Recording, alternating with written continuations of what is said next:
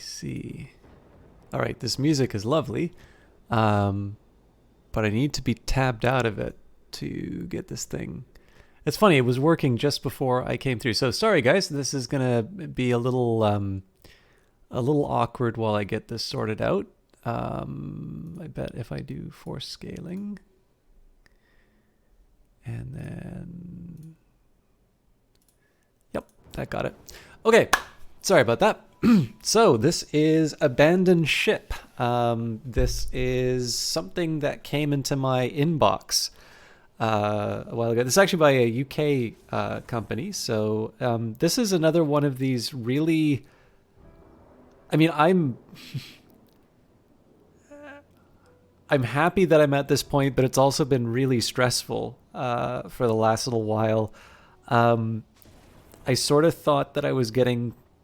I kind of had like the... What's the best way to put it? Like, I had a... I was looking at kind of the end of this this big list of games that I was planning on covering. And I don't know, I actually don't know where this developer found me, but I'm really happy that they did. Basically, this key kind of came in and said, hey, this is coming out soon. We're looking for people to cover it. And I've been trying to let myself say, hey, I really appreciate it. I'd like to keep, I'd like to cover this, but it's a really busy time for me. I'm not sure I'm going to be able to do it. And then, of course, I took a look at... This is the thing. Like, I don't want to... I really try to make it all fit. And I was like, well, let's see what this thing is. And hello, Shalakor. Took a quick look at the trailer, and I'm like, oh, wow, how did I miss this? I think I might have even heard of this at some point before. I feel like I've seen something that looks like this on my Twitter feed before. You know what? I can put the credits up. So anyways, very special thank you to Fireblade, and specifically, I think it's Gary Burchell. Sorry if I mispronounced the name. And congratulations on getting it done. If you guys follow me on Twitter, there is there's a link to the Twitter for that. But I also, Gary Burchell's Twitter account, the reason I mention that is all of the accounts that worked on this game and sort of have have a Twitter presence are mentioned inside of it. And I think I don't hear this question as often, but I have in the past been asked, as like, hey, where do you find all these interesting games? And half the time it's just a matter of following interesting people who've either made something you like before or have generally been good at recommending things to you. And so in this particular case here, clearly that system failed for me because I had not checked this out. It has been in early access for a while, and it's just come out. In fact, I feel like I'm kind of wasting their time a little bit because last I checked, this thing was streaming on Steam to about 1,200 people. So I have a feeling that I'm not gonna get them in touch with anyone who wouldn't have otherwise who wasn't otherwise checking out the game. But it looks really interesting. And again, I want to give a chance to give credit where credit is due on this. I'm always happy to see these logos. So Frozen Synapse 2 was another example of one of these things. The Canadian version is called the Canadian Media Fund. I love the fact that governments recognize the benefit to sort of supporting interesting projects that may not otherwise get made. And I'm happy that through whatever twists of fate, I've been given an opportunity to try this game. We're going to be going in completely blind, but what I'll maybe do is I'll jump in, let's see how this thing works, and then maybe after I've played a little bit, I can talk a bit about why this thing caught my attention. Well, it caught my attention because they reached out to me. Not only why it caught my attention, but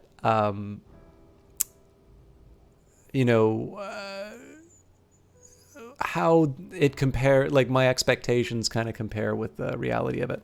I will just take a quick minute though, which is obviously I was given a key to stream this, so I can't give a huge recommendation because I haven't played it yet. But if this does seem like your sort of thing, and you frankly don't care whether or not I have a positive or negative opinion of it, there's a basically a link in chat there, the ! Game. I am now with the Humble Affiliate Program alongside with the Epic Store. So you can buy it off of Steam, obviously, but if you do use that Humble link, that will put a little bit of revenue in my pocket, and that's up to you. But I am trying to get a little bit better at getting these links out. So here we go. Main campaign, Voyage of the Served. Escape the clutches of the cult of Halifron and foil their attempts at world domination. The main campaign features a full tutorial for those playing Abandoned Ship for the first time. Performs autosaves as you play. By finding captain's logs, you may perform manual saves in port. Shalakor says you're hyped for this. If it's a pirate boating warship style game, this will be awesome. Okay, actually, you know what? So, because Shalakor mentioned what might be in this.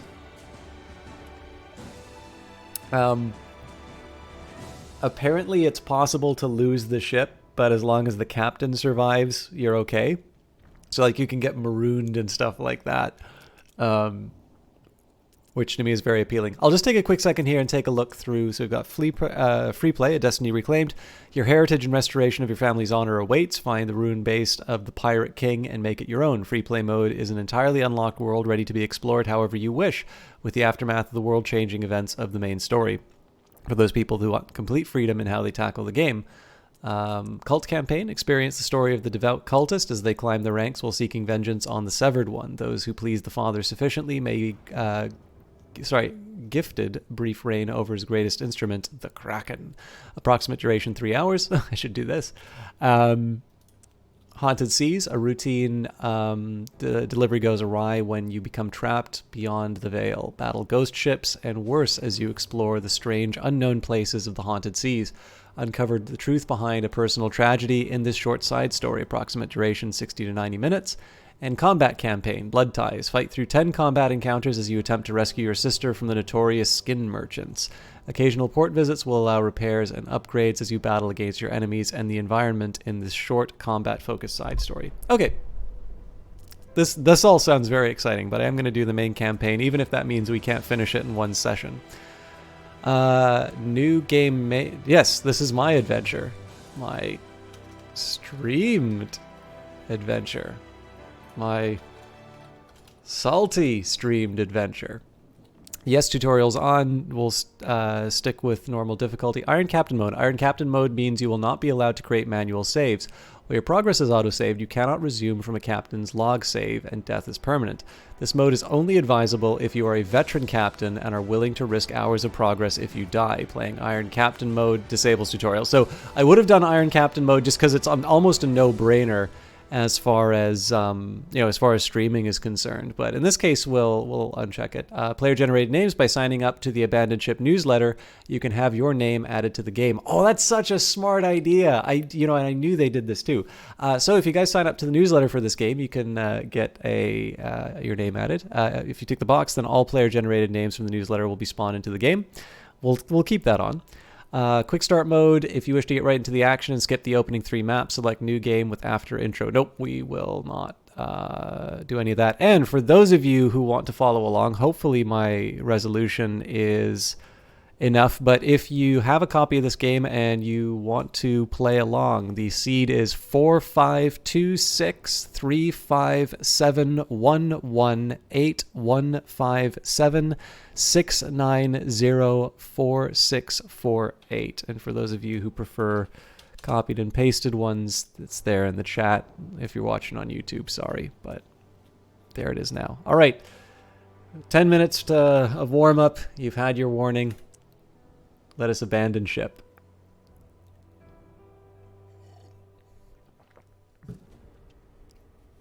A wild chorus, the birth of a monster.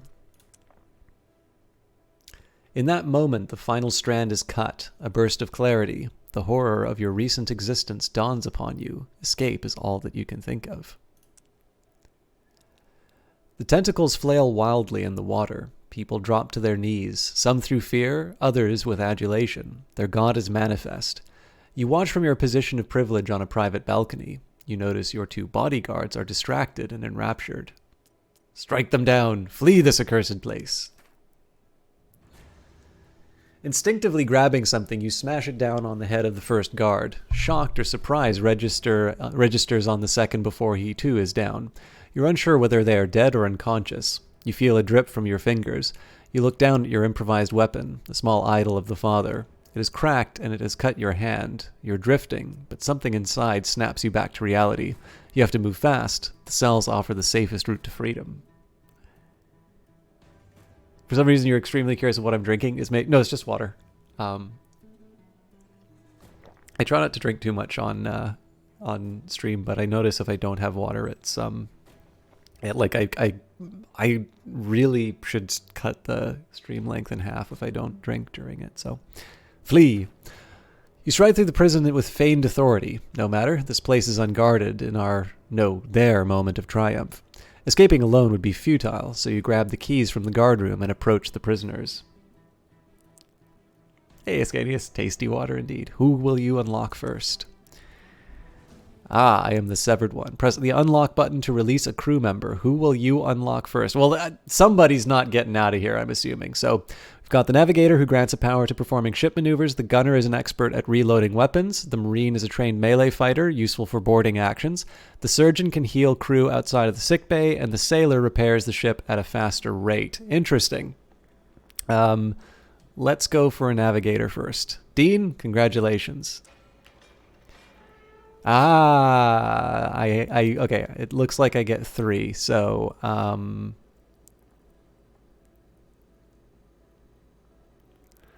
we'll bring along the sailor. The noise must have raised suspicion by now. Hurry and bestow freedom on one more prisoner. So I'm kind of trained to go for the marine.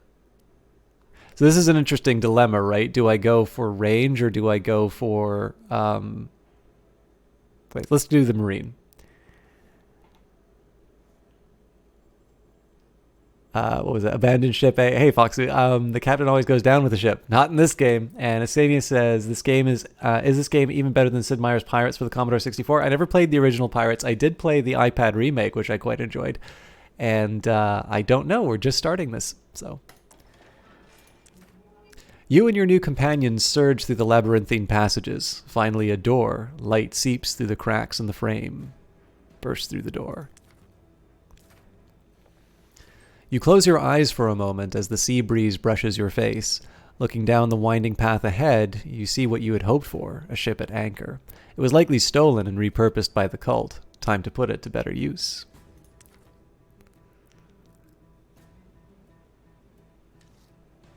Select a crew member by left-clicking them. When selected, they will have an orange outline. By the way, I have a feeling the game might be a bit quiet.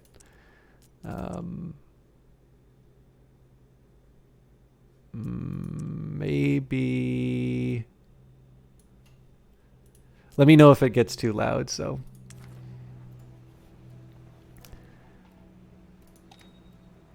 Alright, when they're selected, they have an orange outline. Move the crew by right-clicking. If you right-click somewhere on the deck of the ship, the person will climb on board.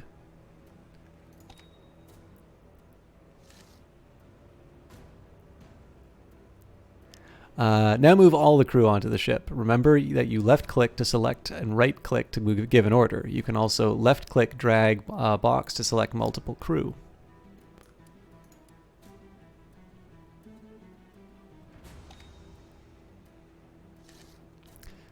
Cut the ropes that attach the ship to the jetty. Select a crew member and right-click on where the ropes attach the ship.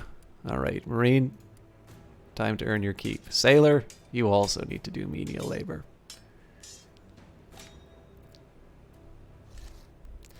Now man the ship's wheel to make good your escape. Select a crew member and right-click on the ship's wheel. Well, I suppose that's the navigator's job. Camera just stays here. Dozens of furious cultists charge the jetty as you pull away, a high priest at their head. His scream reaches your ears and drips with scorn. Heed me, betrayer. Our Father knows and sees you always. You will never escape his embrace. As he speaks, the other cultists disperse, no doubt to begin their pursuit in their own vessels. They'll be sending ships after us. Let's get out of here. The coastal fortifications open fire on the ship as it leaves the jetty. Mortar shells incoming.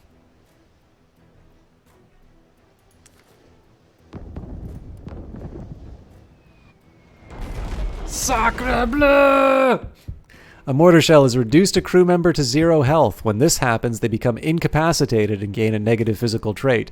Once incapacitated, you have a short time to stabilize them. When a crew member is stabilized, they will remain unconscious throughout the battle, but will survive. If you do not stabilize them in time, they will die. But don't worry, in this one instance, we will freeze the timer before it runs out. Okay, I guess I'll... Oh, no, that's not me who's down. Select any standing crew member by left-clicking them. Hover the mouse cursor over the incapacitated crew member and right-click. This will send them... I should have read the rest. The barrage has damaged the ship hull. In the bottom left of the screen bar shows the hull health. If this bar is emptied, then the ship will sink.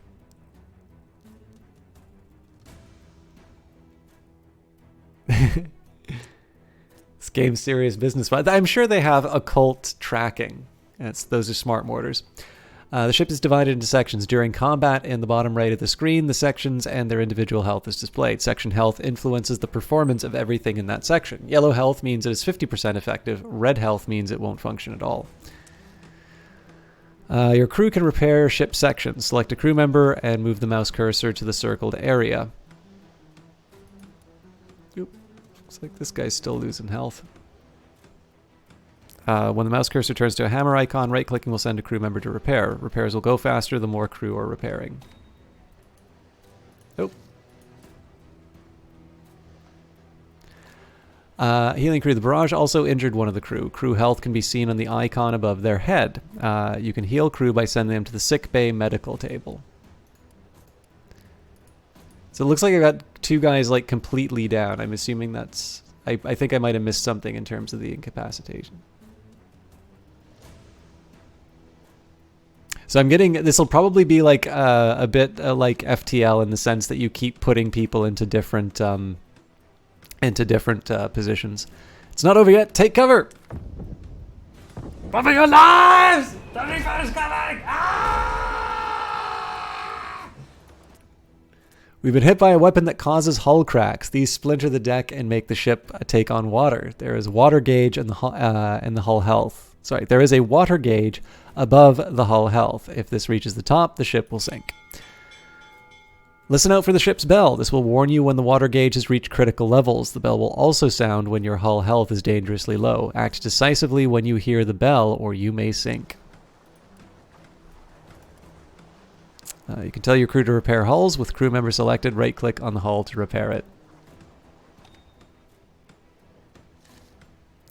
Emptying the water gauge. You can lower the water level by manning the pumps at the back of the ship. Select a crew member and right-click on a water pump to man it. Keep pumping until the water gauge is empty.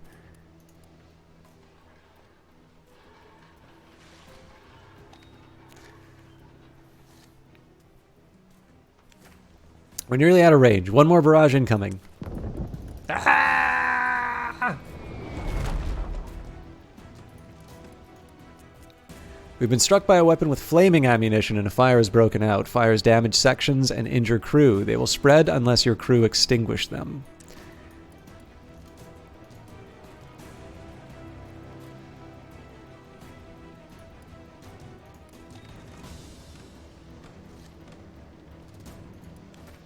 We're out of range, but stay alert, men. Let's see what else we can repair. This is really helpful to be able to click on the different sections you want to repair. But anyways, click on the highlighted button to go to the exploration map.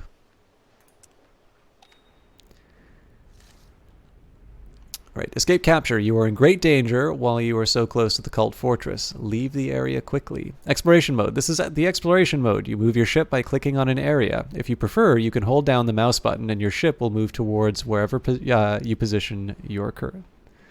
So I guess you either click or you click and hold, I think is what they're saying. Alright, so I guess we want to get out of the range of the fortress?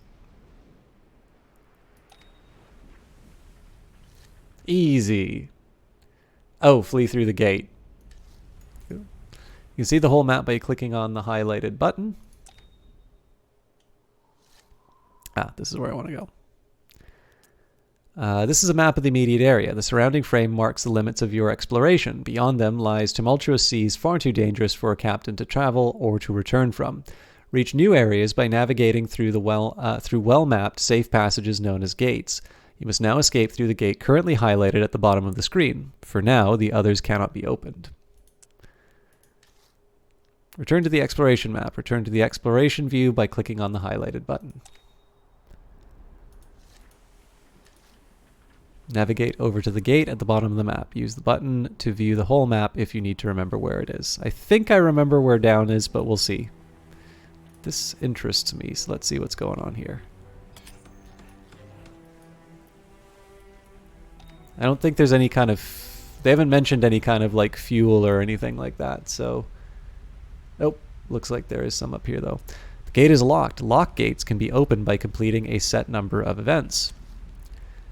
Event markers. There is an event marker at the gate. Left click on it to sail to it. This will trigger the event. A patrolling cult ship has stumbled upon us. Man the guns. We owe them no mercy. Is the game volume okay, folks? Remember the lessons you have learned so far. Man the cannons facing the enemy. One crew member can man an entire battery of cannons. Left click a crew member, right click on the cannons to man them.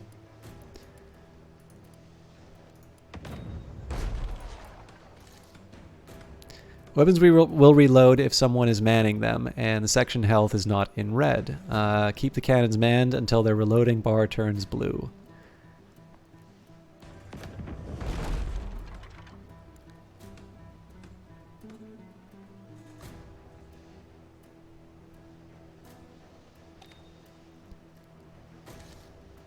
Aiming cannons. Now the weapons are loaded, open fire. Left click on the weapon button to select it. The mouse cursor will turn into a crosshair. Move this over the enemy ship and right click to confirm the order. Fire 2 barrages at the enemy vessel. Let's go straight for the people on the... You can set a weapon to auto-fire by right-clicking the weapon button. Auto-fire can be toggled on each weapon or battery, and it means it will continuously fire at the targeted area. Set auto-fire on one of the cannon batteries by right-clicking on the weapon button. Pause the game by pressing the spacebar. You can also click the... Okay, well, push that a little too quick. Once you dismiss this message, you can issue orders while the game is paused. Make use of this if things are spiraling out of control. Well, currently my captain doesn't seem to be doing that much. Each crewman, has a specialty. A crewman assigned to their specialist role will confer bonuses. This efficiency will often mean the difference between glory and the briny depths. Hover the mouse over their highlighted icons to the bottom left of the screen to see their skills. You can hover the mouse over any object or UI element to gain additional information via the tooltip. When you've issued your orders, unpausing the game by pressing the spacebar or left-clicking the pause button. So the captain's good at everything. Dean is presumably good at navigation. Okay, I get it. They correspond to these jobs. So let's just take a quick minute here and see. Evasive maneuver reduces the accuracy of enemy cannon and mortar fire. Only navigators have the evasive maneuver skill, increased when the enemy fires cannons or mortars at you. Isn't it cannon at you? While the navigator is manning the ship's wheel. Current experience of the skill... Okay, I don't need to go into too much detail on that. Captain's good at everything.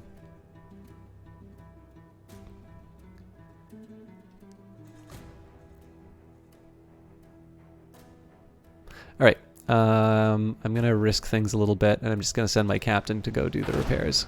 I have no idea what the grape shot does, but it's not helping right now. We want to get close to the enemy ship. The distance bar on the far left shows how far away you are from them. I'm just going to pause when reading these things. Alright, how far you are away from them. You can set your target distance by clicking on the buttons. Click the highlighted button to move to close range. The ship cannot perform maneuvers or change distance unless someone is manning the wheel. Swivel guns chain shot. The enemy wants to keep their distance, so they're moving away from you. And the top right of the screen is the enemy section health. If we can catch up to them if we damage their mast section. Man the chain shot swivel gun to get it fully loaded. I got to deal with the leaks first. We're definitely taking on a lot more water than I would want.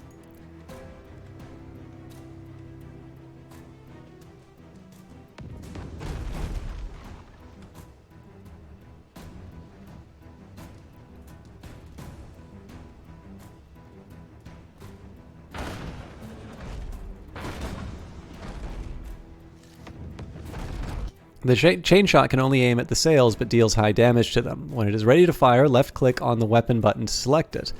Move the crosshair over the sails. When the crosshair turns white, right-click to fire. Keep firing your chain shot until the enemy mast section is damaged into the red.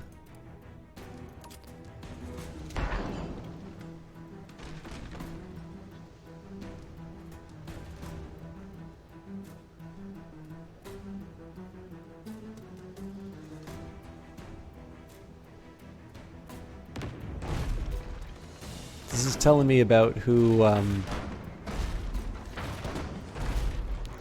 Swivel Gun's Grape Shot. Damaging their mast section into the red will make it easier to catch up. You're now at close distance with your other Swivel Gun in range. This one is Grape Shot. It is an anti-personnel weapon. Man it and get it fully loaded. Okay, so here what we're going to do, I'm going to take my... Oh, I screwed up.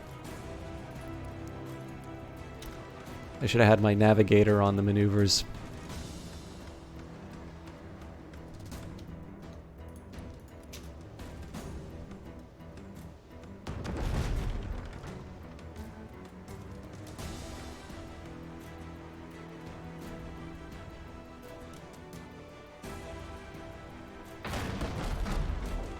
I may want to take a moment and get some of my people to heal up because we're presumably going to be doing a boarding action soon.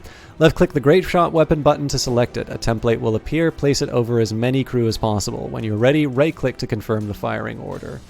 Alright, so that's a nice little cluster. This guy is most likely to be staying at the wheel, so I'm going to try and capture as much. So here's the way I'm going to start thinking about these. I don't know if there's a zoom option, but obviously if somebody's sitting at the wheel, they're very unlikely to move. So if I do a move like this is okay, but obviously there's a certain part of the ship that's not being covered by it. So in this case, I want to sort of maximize the area on the ship. And again, the most likely places people will go, which will be to other, other weapons or the medical area. So something a little like this will make it more likely that I capture everyone.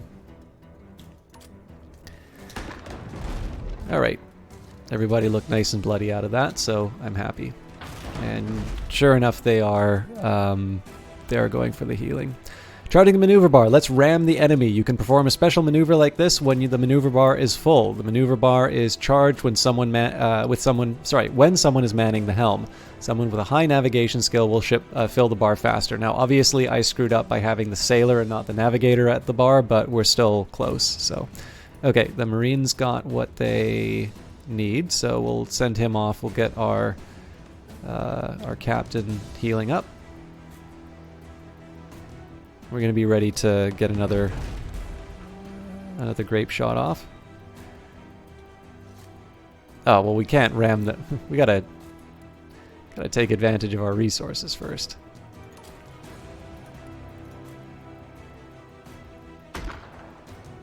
Less clear on the ramming, though.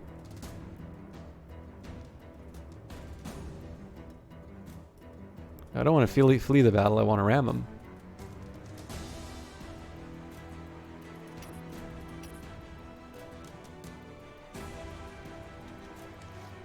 There we go.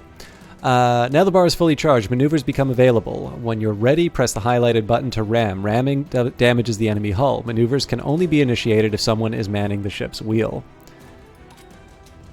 Ah! Oh, sorry. Brace for impact. One moment. Certain actions like ramming cause a brace for impact test. Failing this test means crew fall to the deck, temporarily interrupting what they were doing. When a brace occurs, the highlighted button will become active. Press in time, otherwise you will fail the test. As it's your first time, we'll let you push the button now. Brace for impact. When yellow, you have a small window to press the button in time. If you pass the test, your crew will stumble but carry on as normal. If you fail, your crew will be knocked to the floor, which interrupts what they were doing. There's also a chance of crew being knocked overboard. I wonder if the pause button affects that. The enemy failed their brace test. The impact has caused one of their crew to be knocked overboard. They can man the winch at the back of the ship to save them. If they don't make it in time, they will drown. Your own winch is highlighted. If any of your crew are in the water, be sure to man the winch to rescue them. Now finish them off. You can pull back and keep shooting or at this range you can even choose to board them. You can triumph by killing all of the enemy crew, destroying the hull, or making it take on too much water. Keep the pressure on the enemy, dictate the battle, and make sure they are reacting to you and not the other way around. Alright, so I'm liking the idea of this melee attack. Okay, well, it's got to be captain on captain if I'm going to do that, and then the Marine can take out that poor navigator. Get on there! Ah!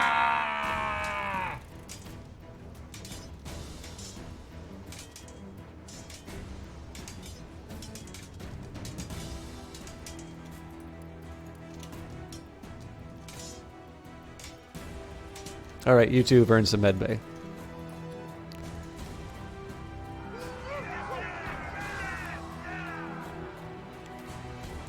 At the end of the battle, you are able to salvage anything of value. In this tutorial, the enemy did not react as aggressively as they would normally, so be prepared for a tougher fight next time.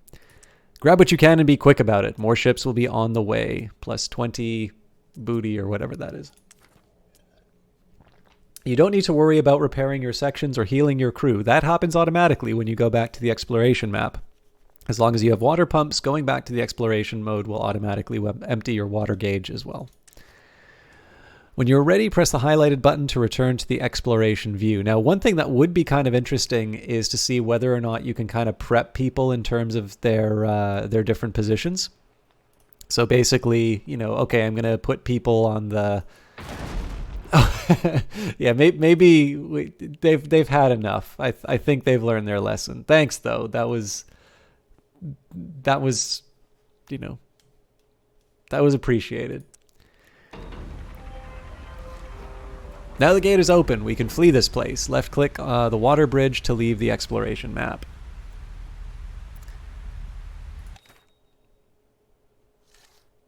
This is the world map. It shows which other exploration areas you can travel to from your current gate. Travel between maps has a supplies cost. Left click on another map to set your destination.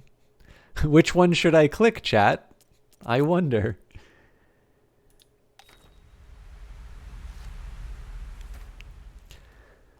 You announce to your crew that you need to take stock and are not to be disturbed. In the captain's cabin, you find some clean clothes, most likely belonging to the poor previous occupant before the cult had their way with the ship. It feels good to be to finally be out of your flowing ceremonial robes. You stow them away neatly away, knowing that they may have their use. Examine yourself in the mirror. You don't even recognize the face looking back at you. Were you? All you're certain of is that your past was stolen away by a being you know as Father. Some spark within you pierced the fog of your blind devotion. Now you must kindle it if you're to have any chance of remaking yourself. Then the hunt for answers and revenge can begin. Alright, you are the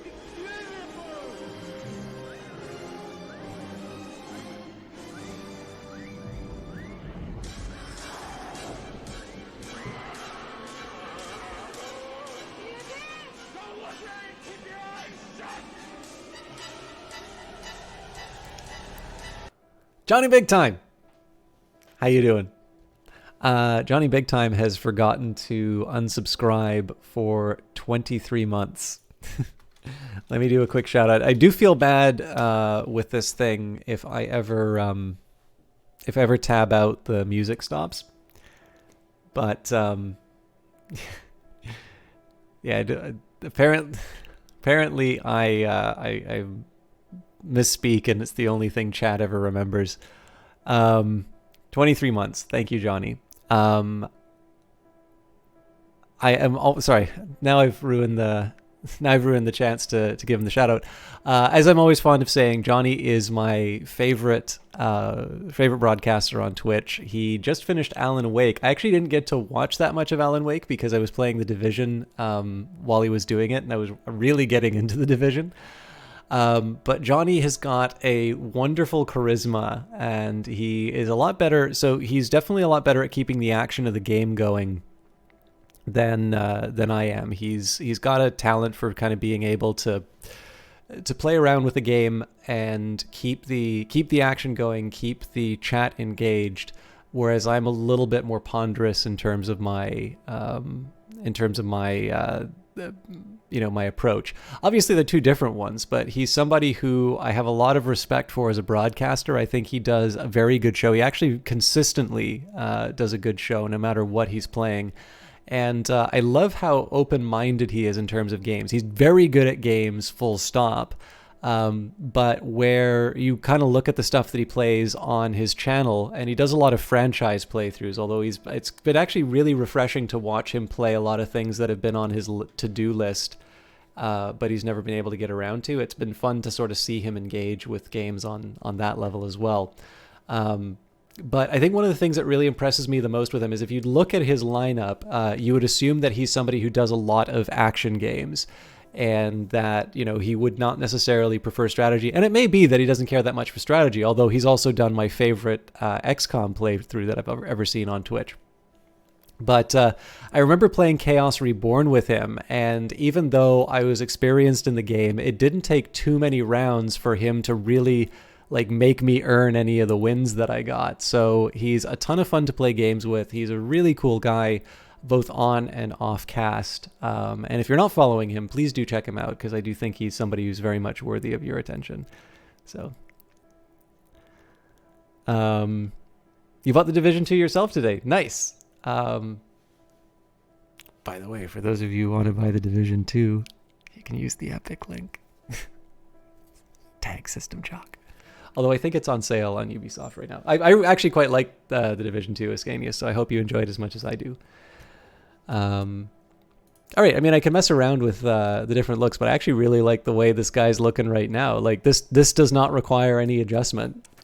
Oh, okay, fair enough. Casual, nothing. No, there's no need to apologize. It's just it's weird because there'll be people who tease me for something that I've said, and because I'm trying to focus on chat and the game, and there's usually something going on either on my phone or something else at the moment. It's actually, it sounds very strange, but I do run into this problem where I won't necessarily remember the last sentence I've said, because usually I'm trying to think 2 or 3 steps ahead, either in terms of what I'm going to do with the game or trying to queue up the next topic. And clearly there's times where I sort of just crash and I have lots of uhs and ums, and I need to get back on my train of thought. So it's not something you really need to apologize for. It's just in that particular case, I thought it's just become such a regular thing that I tend to notice chat really jumps on those slip ups.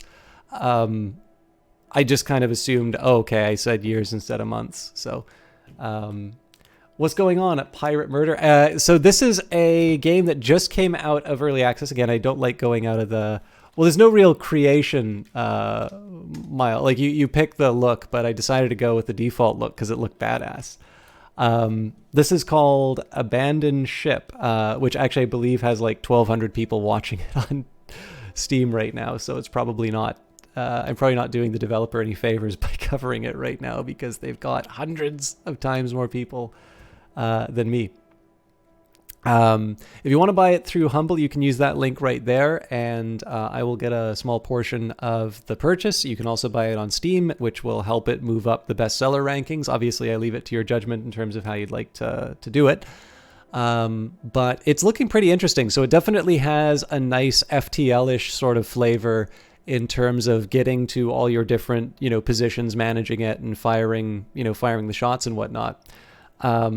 But the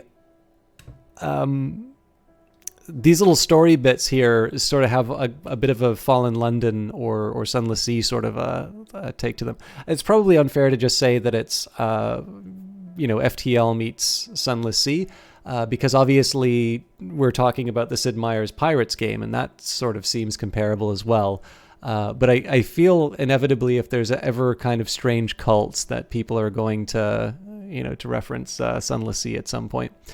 You re-emerge onto the deck and the crew snap to attention. We may have escaped, you begin, but we are not yet safe. We must make port and go our separate ways. It's me thereafter.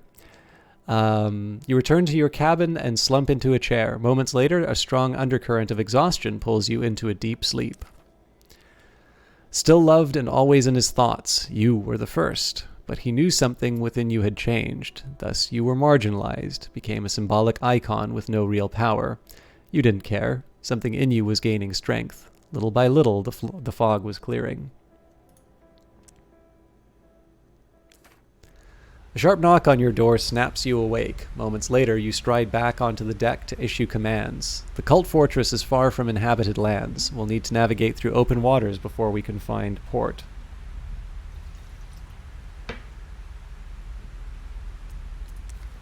Alright. Click the highlighted button to see your ship. Well, I can see my ship right now. This is a lone ship view. It allows you to change your default settings that will be used in combat. Press a button on the distance bar to set your preferred range. In combat, this will mean the ship will automatically try to reach that distance. Well, I do have a melee specialization, so this may have consequences later. But we will pick some default positions for my guys.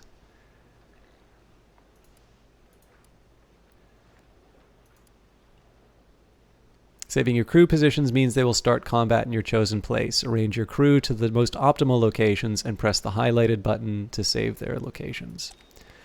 So my reasoning here basically is if you ever need to return your crew to their saved locations, you can press the highlighted button. The highlighted button can be used to bring the ship about in battle. This can only be performed if your maneuver bar is fully charged. Here you can set your preferred side to face the enemy when you start a battle. This can be useful if you equip each side with different styles of weapons, such as one with short range and the other with longer range weapons. When you're ready, press the highlighted button to return to the exploration view. What if you put the second...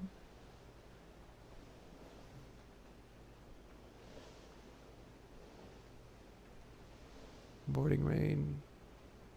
Oh, I see what you're saying. I don't know. I kind of want to try this one out because it's something I haven't done yet. So, but basically, my rationale in terms of this setup is to basically, I'm going to have. I mean, so it makes sense to have people just manning the guns. In absence of any other options. Presumably they're not all just going to let me run in at close range and have my way with them. So I start the captain, who's the most versatile, on the chain shot. If it seems like we are actually going to be able to close the distance, then I can move the marine to the chain shot. I don't think they have any specialization for the chain shot, but then we, when we're actually able to board, we'll mop them up that way. Again, it's more about trying out new things, and if it doesn't turn out, we can always adjust. Sorry, I'm just gonna need one quick second.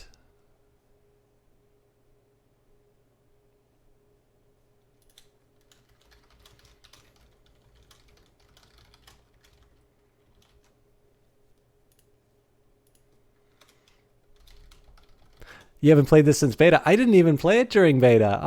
It just came out of early access. So how you doing, Tank Pig? It's always good to see you. I'm intrigued by it. I've obviously been taking my time in the tutorial. Sorry, just one second here.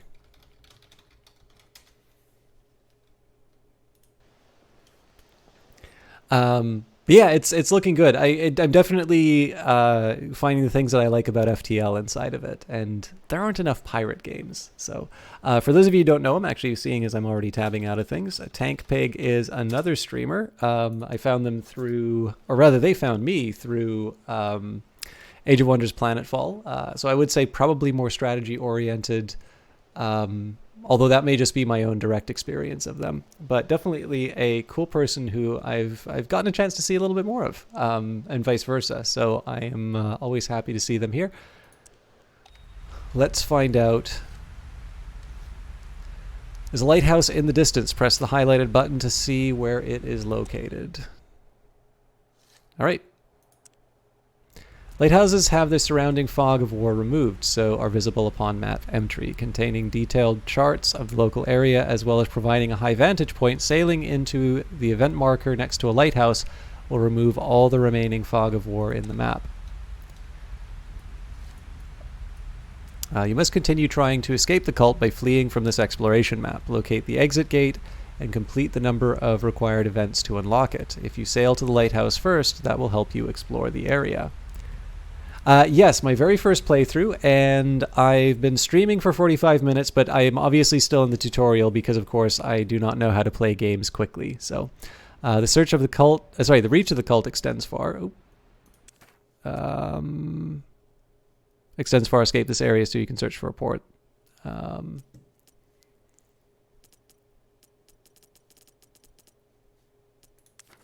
we go.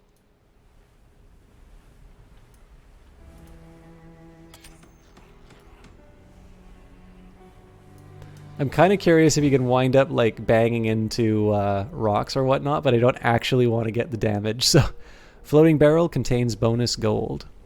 So again, we haven't seen any cost in terms of just sort of running around doing whatever we want. Oh, hey, if you use your mouse wheel, all right, that looks kind of dangerous, but that is also the icon for the game. Well, we've also got one here, so let's move closer to the teeth. We'll see what all these different things do.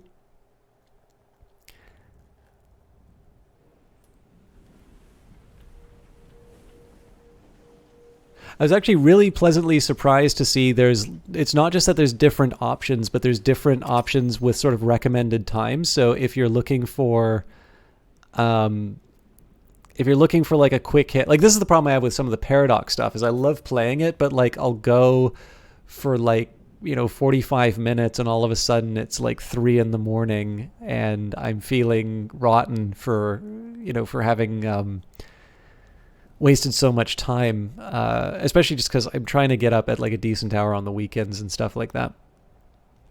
So I need to stop saying and stuff like that. But so it's kind of nice when they give you a variety of options in terms of timing and give you the advertisement saying, hey, do you want a short experience? Try this one. So this is some kind of flat earther propaganda game.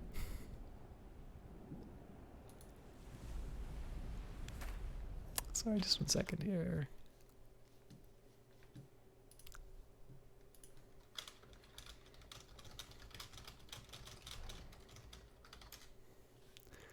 The teeth. Your early days as a cultist come to mind. Days spent testing the shape and strength of your newfound devotion. Racked by existential doubt, you threw yourself from the pinnacle, like so many acolytes before you, into the rocky waters below.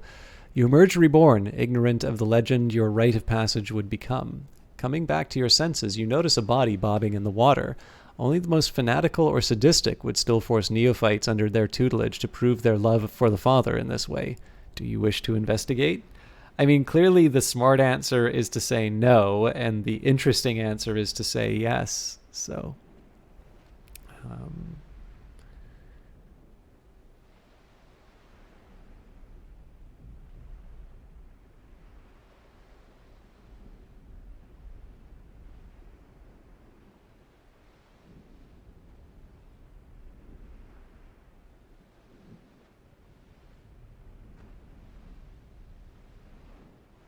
sorry, guys. I just need to send off a quick message. So.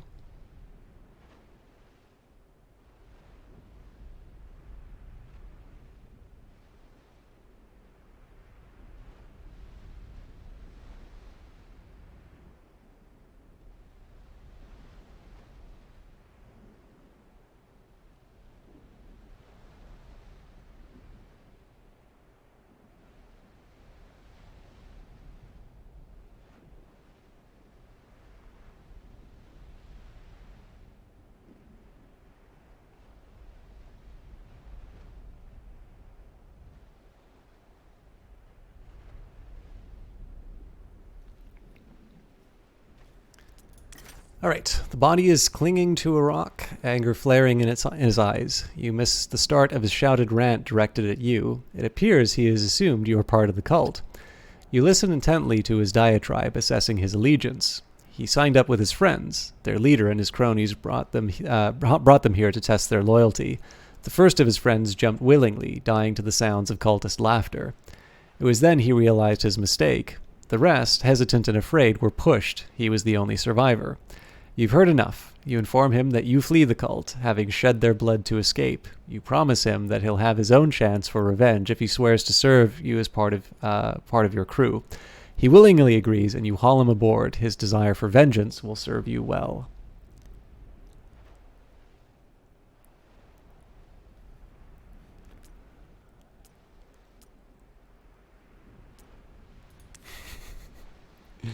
Johnny, you're my favorite. All right, let's find a role for this guy. So I have two. I screwed up again. This is the sailor navigator. So now I have two navigators, and they're both good at what they do. So Dean, I think Dean was my original, and we've now got somebody to. I mean, in reality, this person. Oh, hang on. Can I have 3 people on guns? Yeah. I'm sure I'll probably change it around, but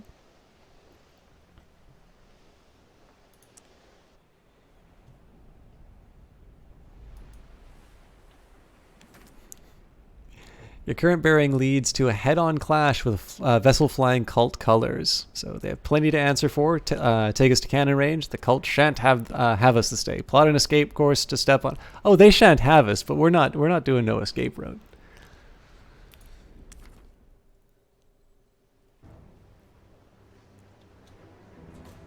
All right. I think I do kind of want to keep. Oh, I forgot to save positions. I'm still okay with auto fire, but I would kind of like to set a section to be firing at.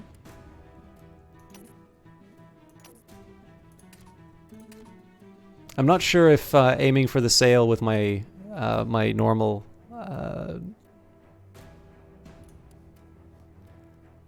normal weapons will work. But anyways, we'll see how it goes. So they do have a marine. I want to be a little careful with that.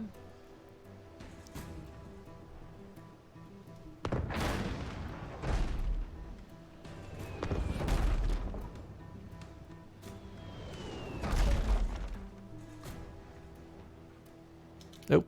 So apparently he doesn't have anything to fire at. Damn it. Actually, let's try the sails. Any time there, friend.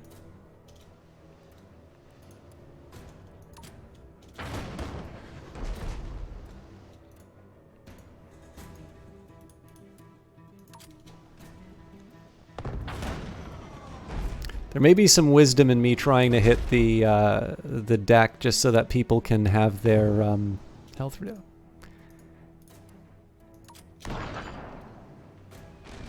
Just so people can have their health reduced when I get ready to board them.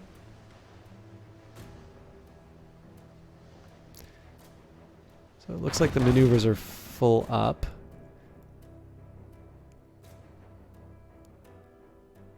Transition around so the other side is facing the enemy. Nope. We will wait, so we're getting in closer. Okay, actually we can do this right away. So I'm gonna adjust things. Oh, I should have been paying attention. So no boarding for me. Okay, so let's get the chain shot going. Let's get my people healing up because they're all at full health.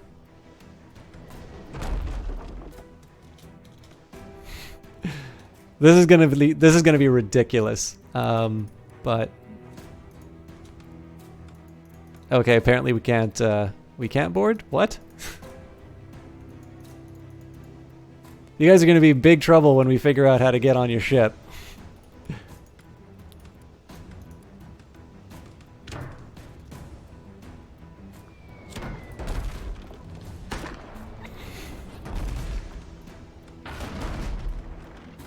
There we go.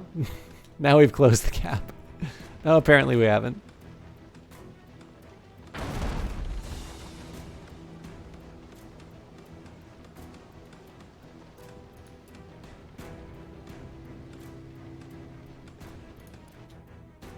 I don't think... Oh yeah, I can get all three of them.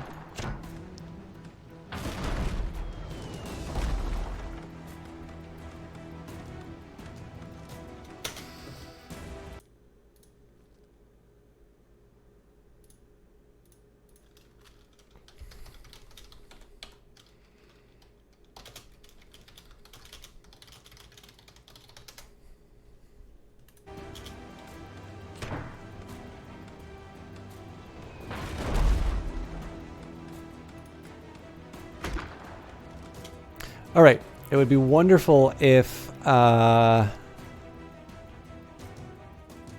could figure out this boarding thing, but all right, let's see. Don't actually mind these things. I don't mind these things being burned down. I do worry about my mast though.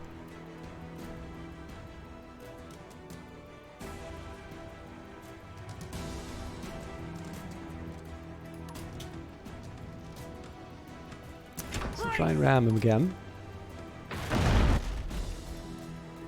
Ah, okay. So yeah, it looks like ramming is a necessary condition.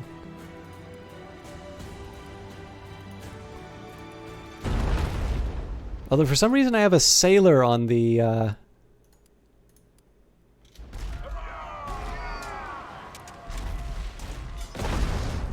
Let's get him to deal with...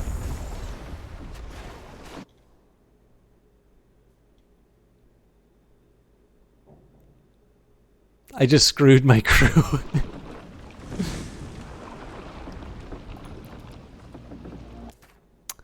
Among the flotsam, you and your crew find a number of trunks. Nothing but junk, one of them exclaims. Another looks crestfallen.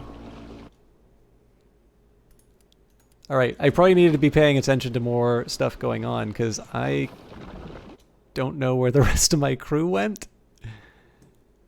Anyways, we'll leave combat and see whether or not I still have my crew. Hey, you're all back. All right, so let's go back to saving the right positions again. Sorry, obviously I had work to attend to. No, that turns out they didn't drown. You do get indicators down here, but I was distracted. I thought we were going to be attacking people and punching them on their ship. We're a bit low on health, but we should be okay. Let's... Okay, we'll take the long way around. We'll do another... we'll do the cult event up at the top, and then we can get the repairs. Wondering if you can board an enemy ship and then sink your own crew. That would be really funny if you can do that, but... I'll pay a little bit closer attention. So I'll admit I'm not 100% sure quite how that boarding mechanic works, other than the fact that it seems to be something that you do immediately after ramming. But I will admit, like, one thing that I sort of like is that obviously the game,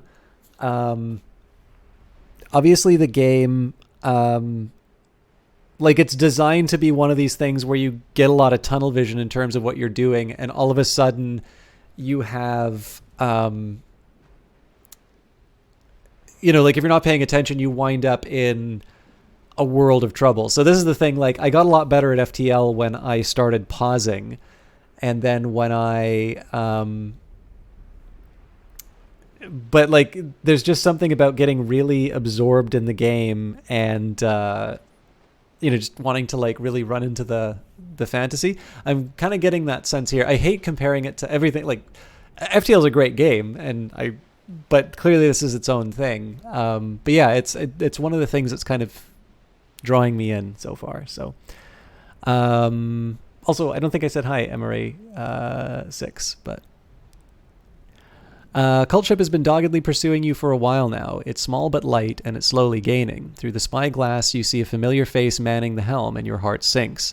Samuel's parents were some of your first initiates, and when they perished, you ensured the orphan was well looked after.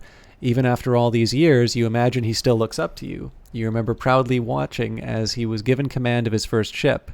It didn't matter that it was a raggedy workman-like vessel. The same ship pursues you now, although he's clearly upgraded it in the meantime. What does he seek? Knowing Samuel, he probably has questions. You slow the ship, allowing him to move closer. Samuel, no thanks to you, was always devout, so you're not sure what you can say to him that will sway him to your cause. But there is a bond there, one that you might yet use to save him. You watch as his ship closes, his expression unreadable. Once within hailing range, he doesn't slow. It is then that you realize your sentimentality has cost you. Samuel only has retribution in his heart. He probably thinks he's redeeming your soul. You resign yourself to battle.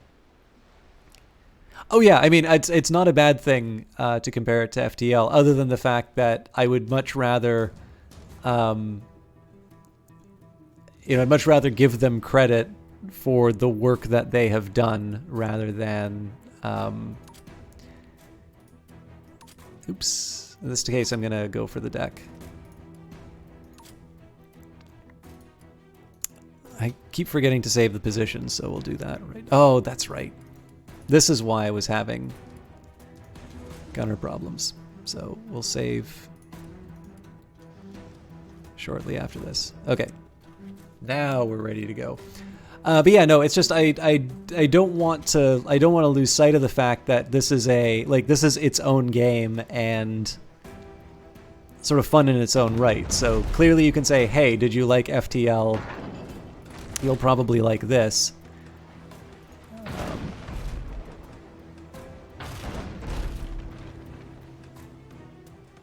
So we may not be able to do the ram, I'm not sure. Get back on the guns. No, we probably went in a little bit too early here.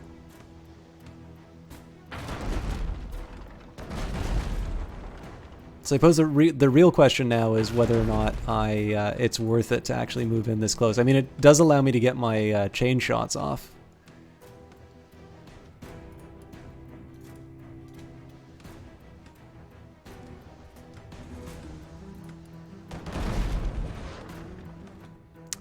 Don't know if I can get everyone here. They're a little smarter in terms of their... Oh no, that's fine.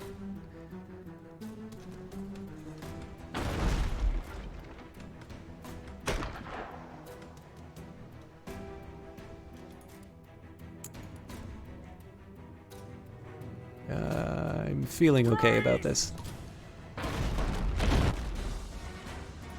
All right.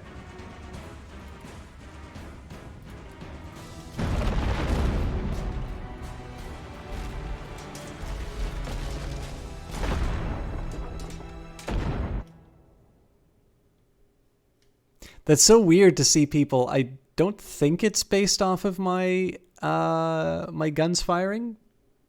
I think that's me winning the combat, but man, it's scary to see.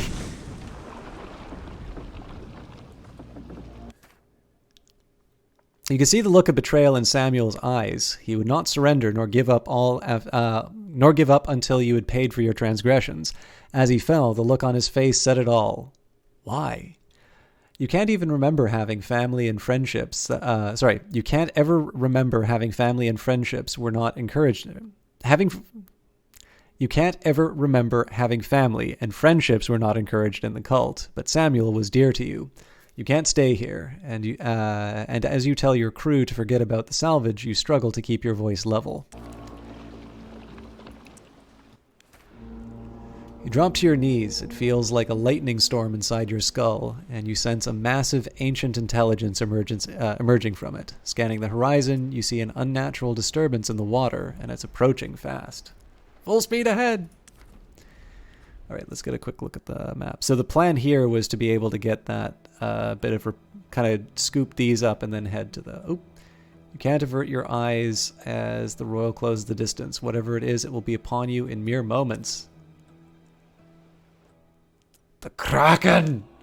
You're not prepared to fight to best such a beast. Fight it off and flee.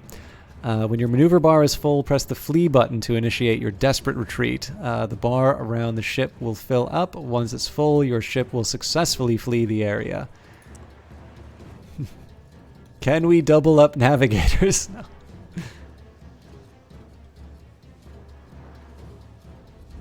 This isn't so bad. Ah!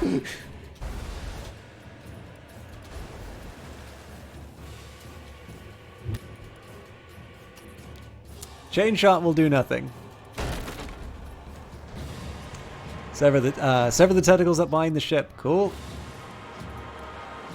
This is a great music cue too.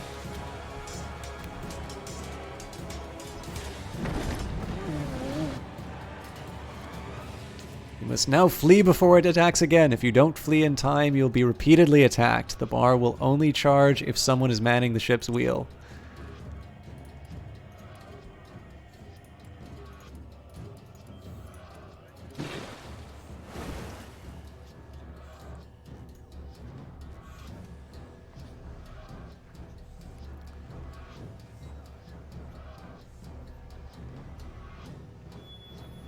Yeah, well, I keep forgetting to turn off the auto-fire MRA, but I'm not sure if that's the reason it syncs or if that's just me winning the melee. Alright. I am kind of curious if you can shoot the Kraken, but it looks like you can't. Looks like it's missing a few bits, too. Oh, I forgot to...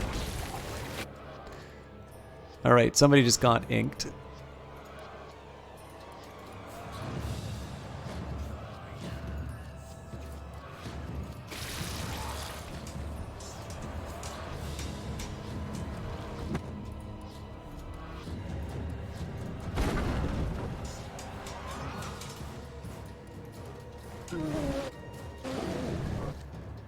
Now flee. Okay.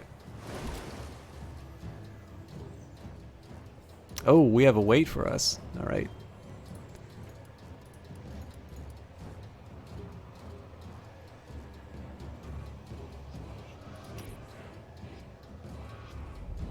Wait, so I need to run it twice?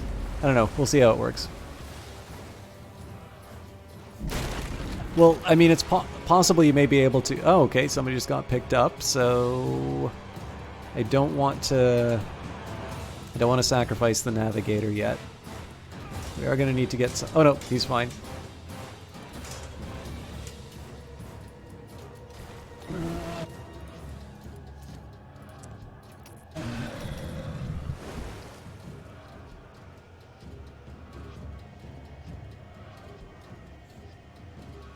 I'm assuming my ship can't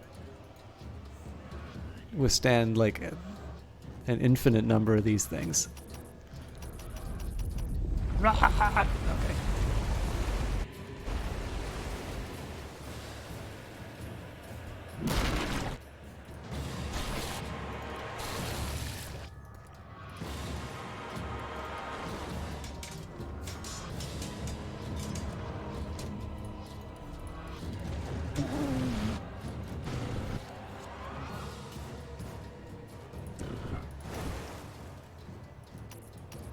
There we go. Alright, so that took a little getting used to, but you've wounded the creature and escaped. Somehow you feel in your bones that the Kraken will need time to recuperate before it resumes the hunt. You should not dally.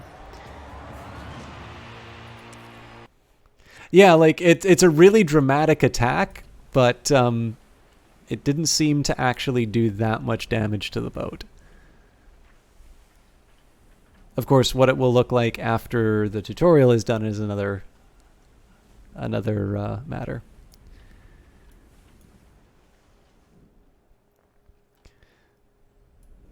So again, the plan was to pick up what I'm hoping are repairs. Yep. I mean, only 10, so it's not going to make all the difference. Let's see. I think one of the reasons I'm sticking with the current strategy of trying to ram them is that it seems that meat regenerates kind of automatically, whereas ships don't. So it seems to me better to try and finish it in melee if at all possible. Alright, a cult ship has been sighted in the distance. All the eyes of the crew strain fiercely to determine its heading. You feel as though you can somehow sense the ship's intent. It maintains its course. They haven't deemed you worthy of investigating. So we can't risk them having spotted us. The risk is too great. Attack, and then we can drink and sleep easy. Or do not deviate from a bearing, but I want to be alerted to the tiniest change in their course. Yeah, let's see how this rides out. All right.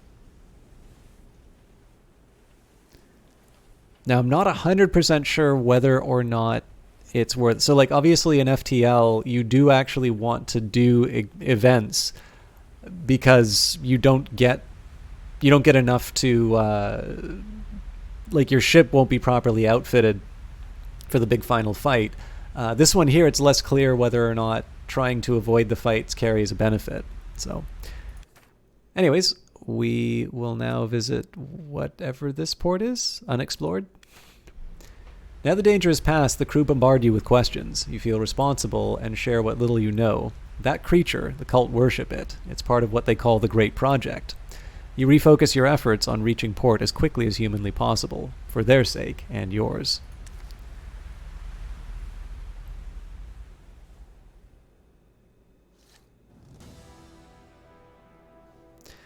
The dull ache in your head recedes slightly, and you realize you can't remember a time without it. You feel more like yourself again, and wonder what it will take to banish the ache entirely.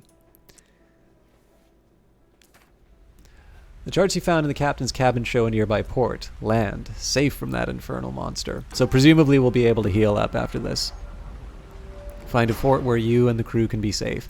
The arrowhead around your ship is a compass that will point you to the nearest hidden point of interest. The compass will not point you towards things that have been uncovered from the fog of war. If you follow the arrowhead now, it will take you to the nearest port. I kind of like that one. So this is a tricky one. I know Sunless Sea sort of solved that through having the bat, and if you were moving, the bat was a little less accurate.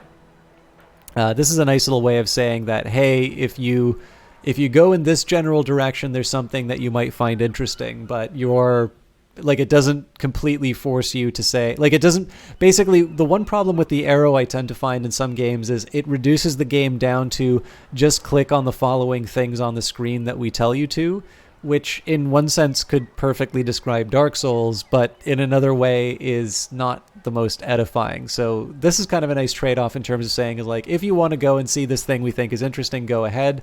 But once you know these things exist, it's up to you to decide whether or not it's worth doing. Once the ship is docked, the crew are seemingly reluctant to part ways. After all, they would all still be prisoners of the cultists, or worse, without you. You suggest a farewell drink at the nearest tavern. The first round is solemn, each unable to stop dwelling on their own morbid thoughts. Another round? I've poured one myself. Cheers. The drinks flow and tension eases. As another empty tankard is banged on the table, the crew make life pledges to you. You manage to secure a cheap room with plenty of beds upstairs. Why more than one bed? Once you've slept it off, you can all part ways. Your head aches more than it should, and unease creeps through your body. Heavy mead is a different story to ceremonial wine. Another round? Shanties and ballads are butchered. Feet and occasionally bodies shake the tabletops. Just your typical evening in a dockside grog hole.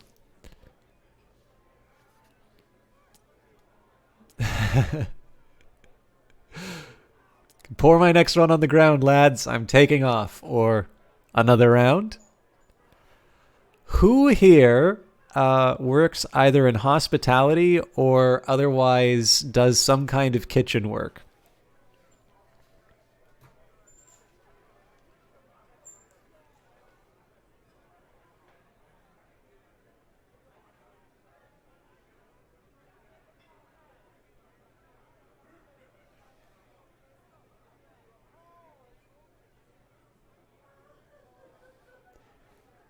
All right, I was gonna say anybody who anybody who works in these industries gets to vote on the answer. Or am I really causing myself such hurts? MRA's appealing to... Tank Pig used to be a sous chef. Okay, Tank Pig. Currently, Miles is voting for more drinks. Tank Pig, you get to vote. I don't know if MRA 6 works in anything along those lines, but they're going for drinking. So. Do you concur? Should I continue to imbibe neurotoxins? Another round. A game of blades inevitably ends with blood drawn. Money changes hands, but one hand refuses to let go, and so the burly innkeep helps him, fast and airborne, out of the door.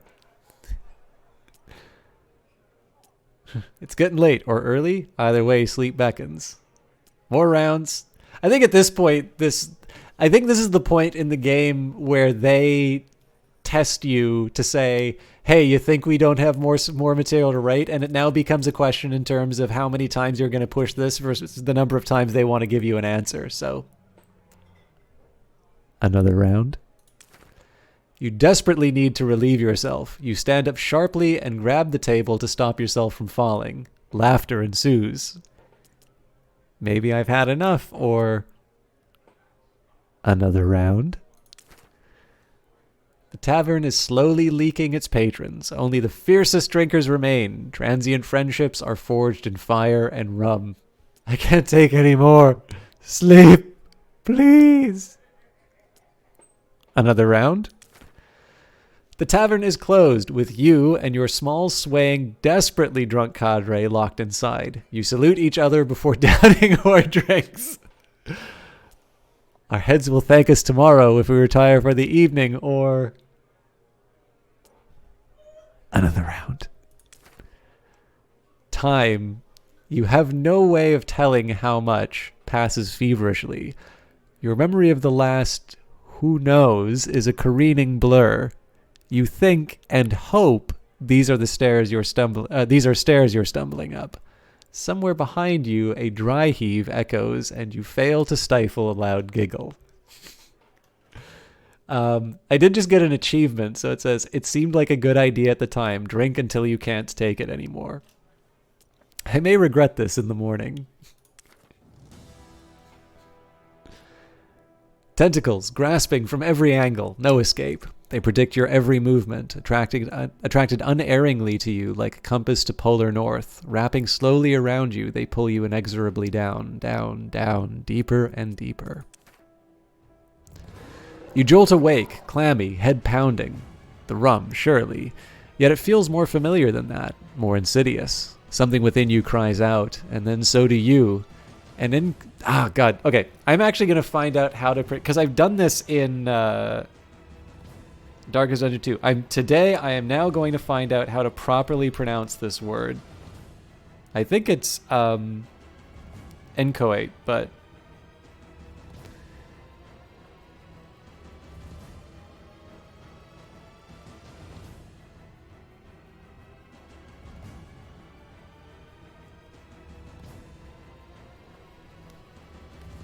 hey, Space Case JLP.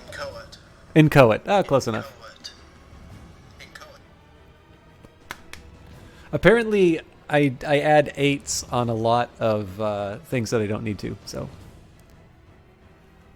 Oh, cool. Thank you, Tank Pig. Let me just, I'll take a quick moment and bring that up. I'm using a different streaming program, so I don't actually get to see whispers anymore. And bring that. I hate it when I hear my voice. Oh, cool. Tank Pig, I was actually damn it, what's the word?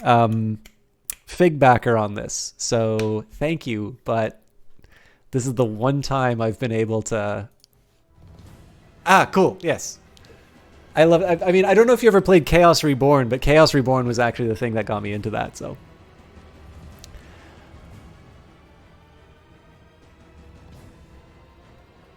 all right.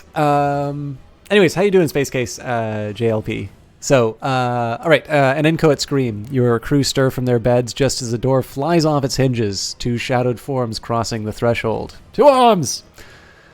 Luckily, none of your crew were hurt. The pain in your head subsides. The two corpses are Halifron, a nightmarish conjoining of man and sea creature, superstitious folktales made real.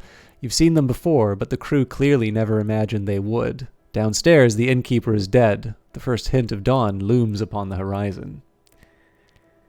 Oh yeah, I was actually, the developer was kind enough to send either a press key or influencer key or whatever you want, and the more I think about it, the more I know that there were a few people talking about this on Twitter, but I hadn't really followed through on it. But it's a really nice It's a really nice take on sort of Sid Meier's Pirates by way of FTL, by way of Sunless Sea. Like it's its own thing, but there's enough sort of familiar stuff from these really good games to kind of keep me going at it. So I'm really glad they reached out, because it's I've been having a good time with this so far. You think the tone is a little dull? Oh, oh, that's a shame. I mean, yeah, I know that they were doing it on Steam with like 1 billion people watching them. I don't know how they got that audience, but I'm glad that they did. But I'm glad you're here. I don't know if they're still doing it, but I'm obviously really happy to be doing this. So, all right, slip warily through the streets back to the ship. Of course, the developers also probably been living with the game. Well, no, clearly they've been living with the game for as long as the game has existed. So in my case, I get all of the fresh excitement of not knowing what the hell is going on. So, in your cabin, angry discussion rages about the Halifron while you sit silent in contemplation. You know in your heart of hearts that hiding is pointless. Land offers no haven. The cult will not rest until they have you, and all free men under their yoke. This is a problem only solved by shot steel and willing hearts. Your best and only chance is to strike a crippling blow to the cult, to kill the Kraken. Yeah, so what are some of your favorite pirate games, Case JLP? Because I know, like, I like pirate games, but I think it's weird that I can think of like the Assassin's Creed, Sid Meier's Pirates, I guess Sea of Thieves, and like this, and that's all I've got for pirate games. So, tell them what you know. The crew stop and listen intently when you speak up. You explain that the Halifron have always been out there, unseen and preying on those who stray too close to the water alone at night. You tell them of your headaches and how you feel there is some connection between those creatures, the Kraken, and yourself. Tell them of your intention to fight. Pirate, is that the Sid Meier one? Hey, Anastio. Tell them of your intention to fight. Your plan to go on the offensive, to cut the head off the sea snake, is met with a mixture of admiration and amusement. They are not the heroes of old, hunting mythological sea monsters. You cannot force them to join you on what may be a suicide mission, and despite their regret, they leave. It is just you now. You have little time to prepare for your mission. Your first step is to visit the shipwright before recruiting some crew. Perhaps coin will buy greater loyalty. No, I've never even heard of the old Sea Dogs games. Okay, yeah, so apparently pirates were a lot more popular before I started playing games. The shops are where you can purchase new weapons and upgrades, obtain supplies, repair your ship, or purchase a new one. Your gold and supplies are found here. You can repair your hull by clicking on one of these buttons. Your hull can only be repaired at port. On this occasion, we have repaired your hull for free. Yay! Purchasing weapons. To buy weapons and upgrades, you drag them onto the correct slot in your ship. Purchase the mortar by left-click dragging it onto the empty slot on your ship. When it is over the correct slot, release the mouse button to buy the weapon. Releasing the left mouse button before it reaches the empty slot will cancel the purchase. A mortar.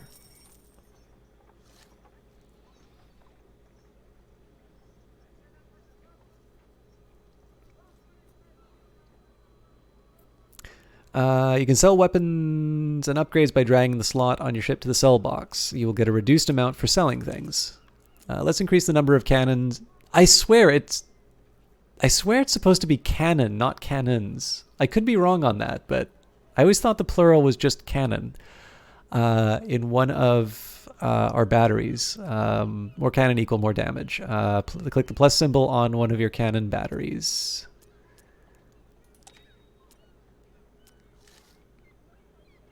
We'll make it the Queen Anne's Revenge and just put all 4 of them down.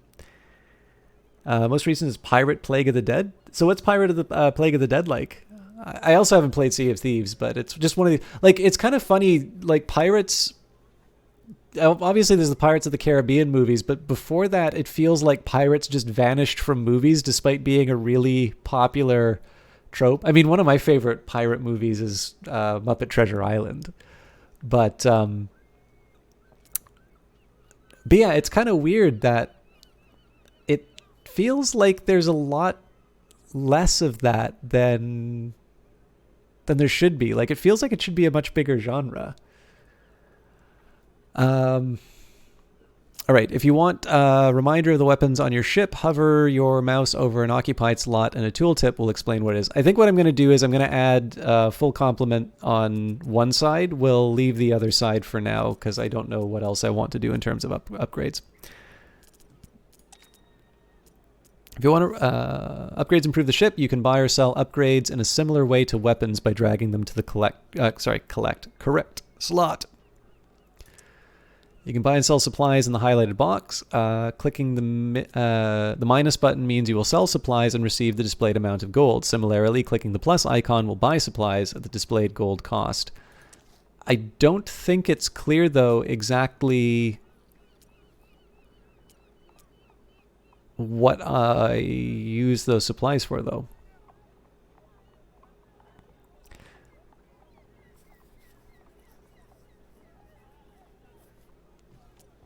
You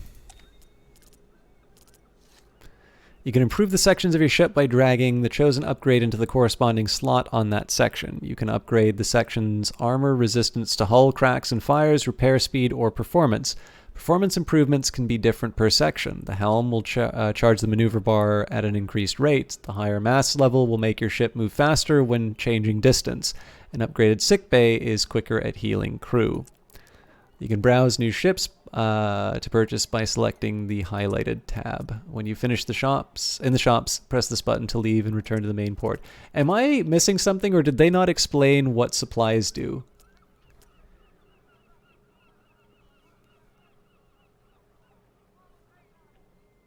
All right, let's just take a quick second here and see what kind of upgrades we can get. Clearly, I'm not going to be able to get any of this, but hull armor, partial armor plating that reduces hull damage by 10%. Special sunken shipwreck events can only be accessed via a diving bell, critical for collecting captain's logs. Crew can flee to a lifeboat when a ship is destroyed, unlocks when hull reaches 0 health or the water gauge is full. Hull spikes, metal spikes that are added to the sides of the ship, increasing the damage caused when ramming. Also causes damage to enemy ships when they ram you.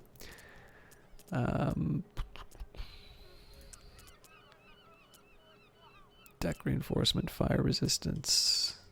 Yeah, this will be very costly to set up.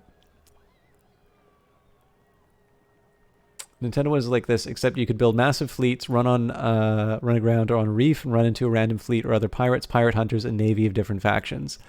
You could steer your ship around in the battles, board, raid towns, take them over. That sounds very in-depth for a classic Nintendo game. And how you doing, Ed Baver? Okay, so we've got a cutter with only one battery per side. Cutters' offensive and defensive abilities are limited. Presumably that's what we have right now. Oh, nope. It doesn't have as many as the current. So it's just indicating which one it's just indicating which one I have currently selected. Schooners, brigs, sloops, frigates, corvettes, galleons, cruisers, warships, and man-of-war. Okay, so basically it's all exciting, but we'll head back out.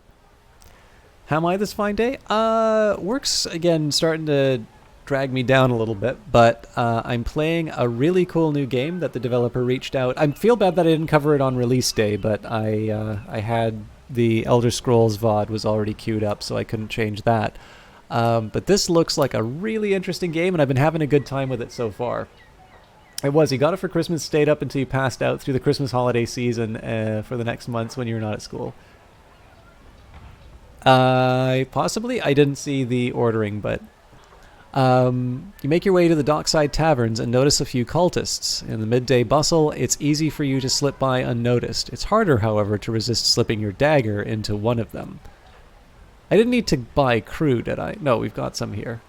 Although I think these are all the old ones.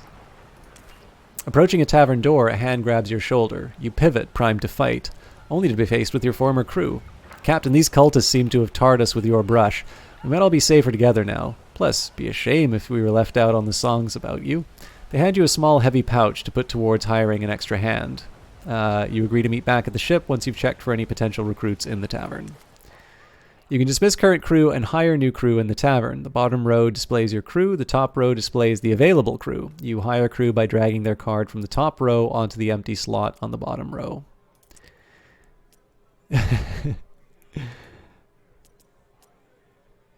You can kind of tell which ones which ones were written by fans.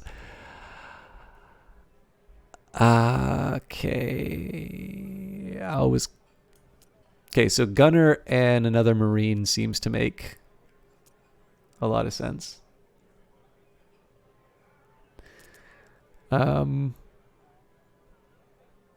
Grayson has often been compared to a cannonball, favorably to the cannonball. All right, so we'll add them. I've got 49, so I can't afford anyone else.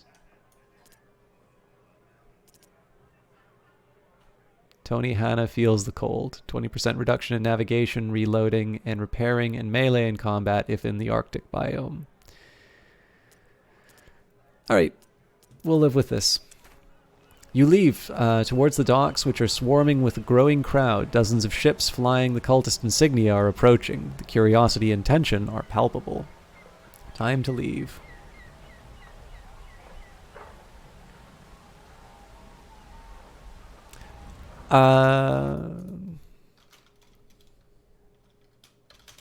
Just 1 second.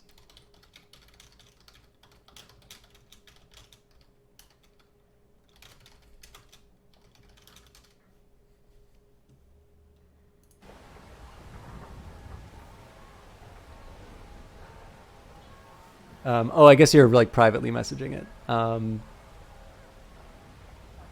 Anyways, what was I going to say?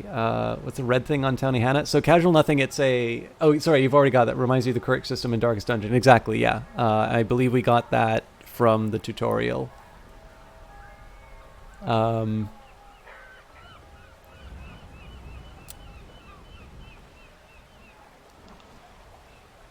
time to leave. The cult have invaded this area. Escape before they capture you. Several ships seem to have had a similar idea. Thank you very much for the follow. Attempting to escape the incoming cult vessels. Some slow down and surrender, others speed past the blockade, while some engage in bloody battle. The cultist ship bearing down fast doesn't leave you with much notice. Shot and steel, lads! Alright, so we need to get my new... Let's start by getting the new group.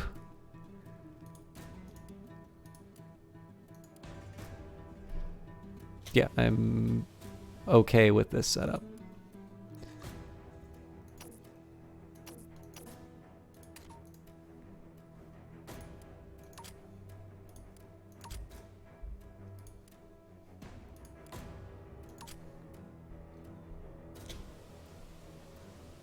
It looks like we both have the same idea. No, it actually looks like they're moving away.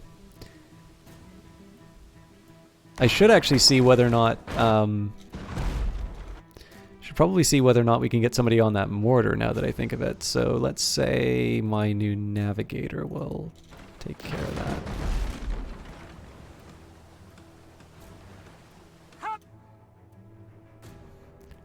Did he voluntarily do that?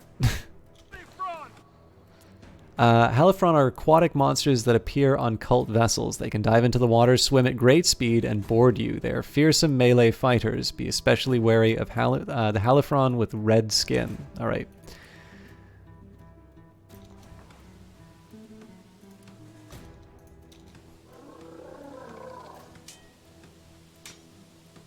Okay, so fortunately we're able to...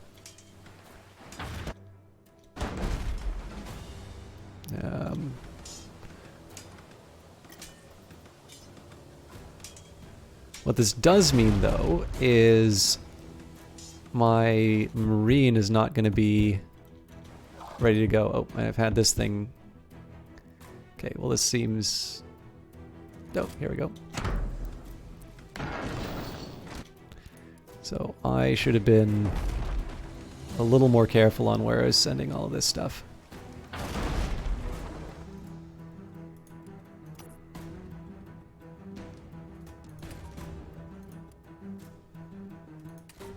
What am I doing?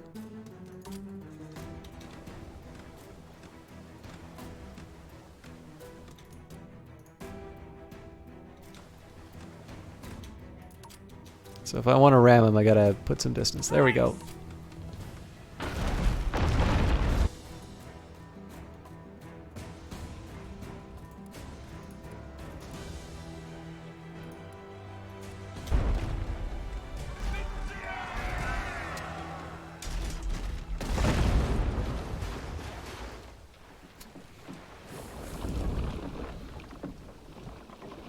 That one we must have shot the ship to death.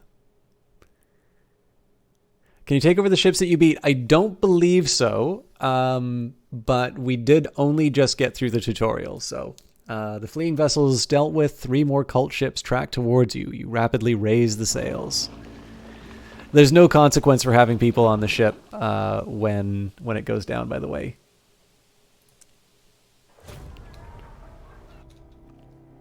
All right, so that place is no more.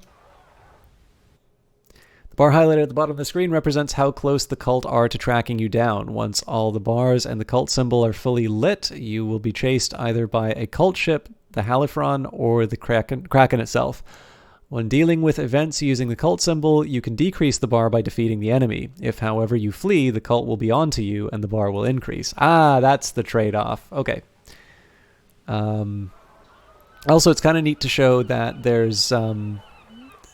it doesn't tell you how many keys you need to go through certain areas. It may be that you need to visit those gates, but in this case, I just wanted to go through more of the fog of war before moving on to what was obviously a cult event. A poorly equipped supply ship bearing cult insignia is in your sights. The full cargo hold makes the ship sit low in the water. This should be easy pickings as long as you can take the ship intact. Lucrative, too. And it's going to be full of cannons. Or cannons.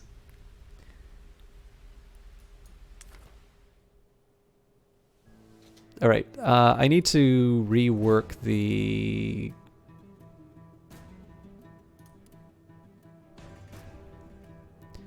to work out the distribution of the crew. I'll still live with this, but I don't feel good about it.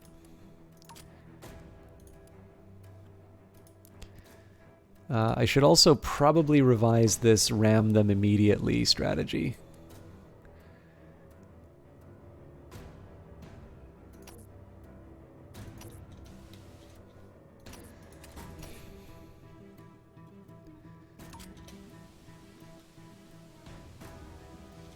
Actually,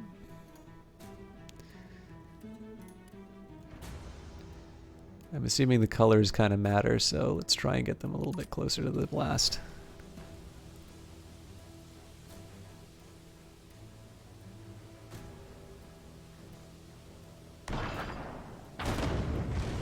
Okay, so it looks like they're trying to maintain the distance, although we should still be closing in.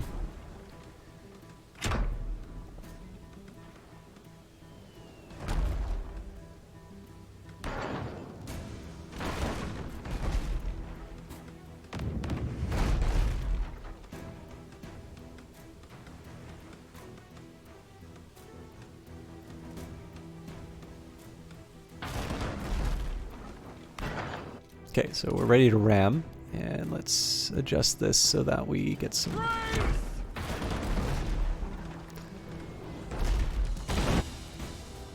Alright, we're too late on that, so let's just board.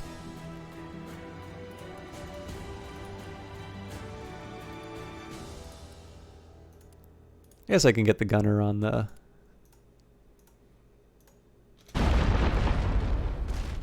grape shot. Oh, this thing's gonna explode anyway. Doesn't matter.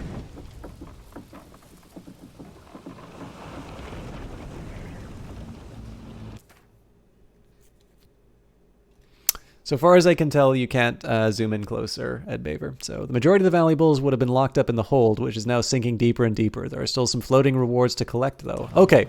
So it is affecting... So this is the funny thing, right?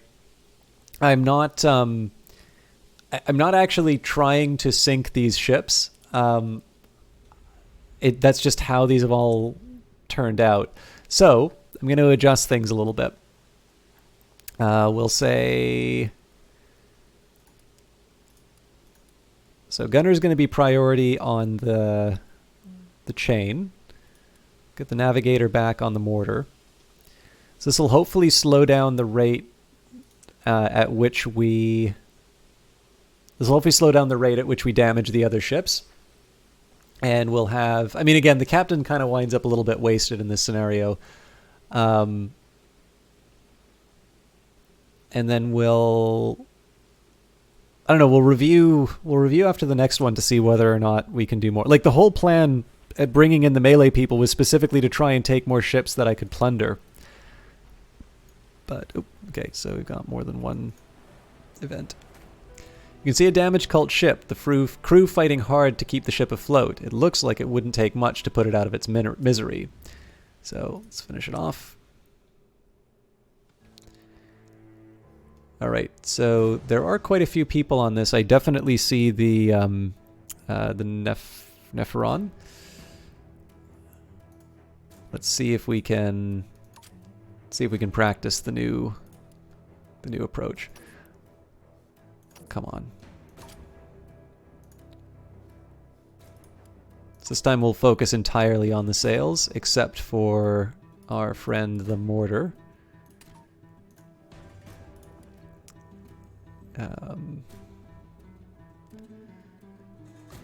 Well, that thing's going to jump into the water right away, so let's just try and spread the love on the deck. Yes, the reason I wasn't doing it was to try and damage the people on the ship. Oh, well, looks like they're dealing with fires anyway.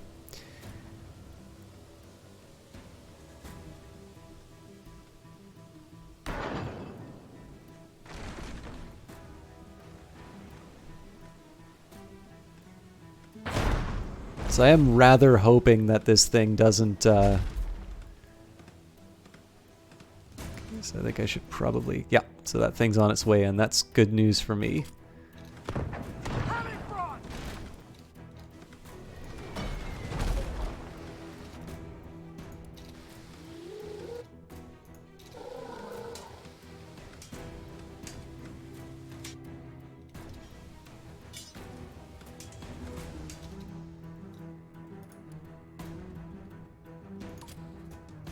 At this point, we'll turn off the main guns. In fact, I should probably get the gunner.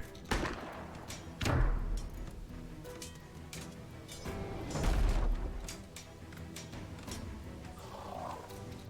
in this case, we're going to turn off all the auto-fire items. Now, the good news is they don't have any Marines, so here's what we're going to do. Oh, but I do... Okay, so it doesn't seem like there's any way to board this ship. Now, we are going to get damaged by the spikes.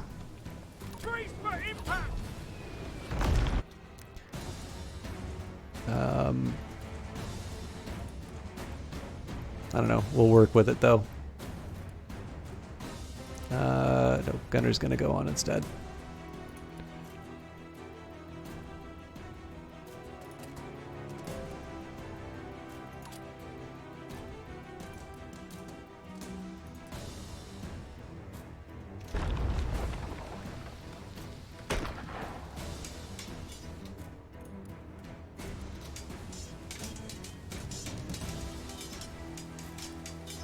And there, you cowards.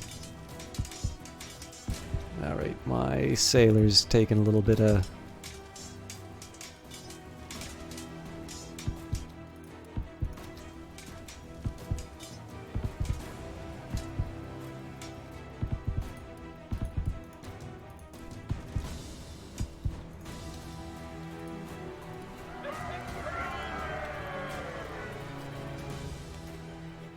Your crew returned from the enemy vessel, grins wide, arms laden with rations and curios. All right, so yeah, it's definitely that's a pretty substantial benefit to taking the thing intact.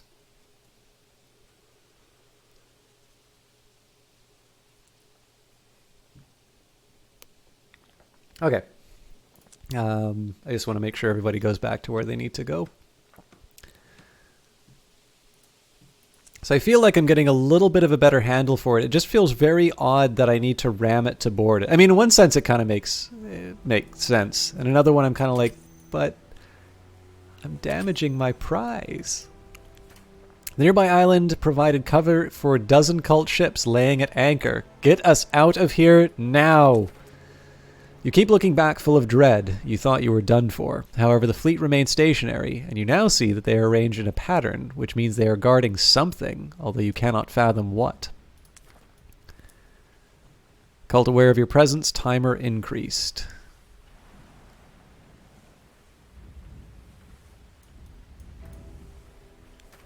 A cult vessel is beached on an island. The cultist will be raiding nearby villages and farmsteads. A second cult ship lies in the waters by it and immediately moves to intercept you to protect its prone companion. If we can take up the first ship quickly, we can bombard the beached vessel while it is vulnerable, or if things don't go our way, we could be fighting one ship after the other. We're not ready for that. Nope, we will take them on. No, we did not obtain the ship. We basically just looted it. The cultists on the island abandoned their raid, having spotted you too. The local islanders have gained a short reprieve. If you can destroy the first ship quickly, you will not have to contend with two assailants at once. So this is a really good argument for just dropping the hammer on these guys. So in this case, we're going to turn everything on auto. In this case, I'm actually going to keep my distance. I am, however, going to try to take out the sail.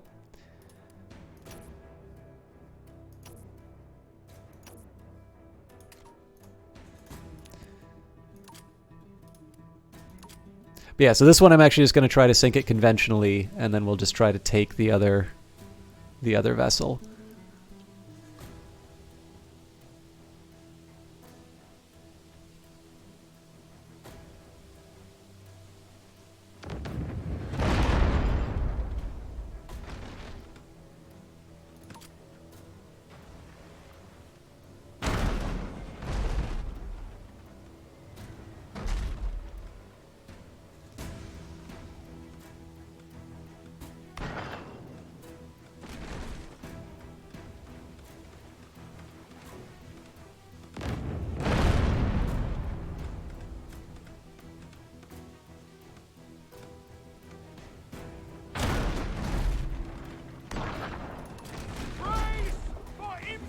So we are going to have to go against one of these tougher fellas. Oh. But this is going to be a nice hit because I might be able to take out the captain, but it also means their two better fighters wind up hit. And seeing as we were able to... Oh no, actually this thing's dying anyway, so there's no point. We'll just prepare for the next fight.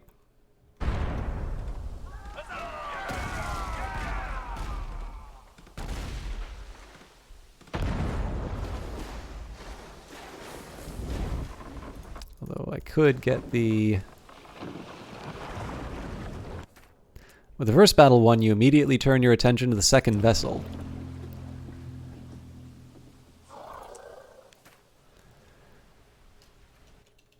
I just got an achievement, stay back. Kill a Halifron before it reaches your ship. Yay! The cultists have returned to their ship but are struggling to get it back into the water. They present an easy target for your crew who take great relish in the target practice. Before long, the cult ship is destroyed, its crew laying dead and tattered rags along the beach. You can only imagine how grateful the local islanders will be for your timely intervention. You collect the obvious valuables and set sail. Captain of the People achievement. Successfully defend the island village from a cult slave raid in Gentleswell.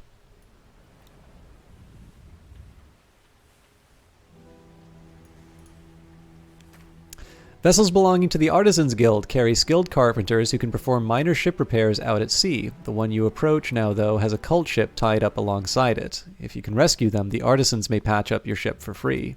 Strike fast and true. Even though the cult crew were quick to react, you managed to close the gap considerably before the battle was joined. Okay, so we'll maintain we'll maintain the distance here. Actually, no, you know what? I do want to get in... Oh no, I don't get the ramming option, so... I think we'll keep it as we have before, but we are going to focus on the sail this time around. Actually, no, you know what? I'm going to take a different approach. So we'll still keep shooting the sail, but I'm actually going to get in close enough to... I'm going to get in close enough to cause some grief with the shot. At least as soon as I can.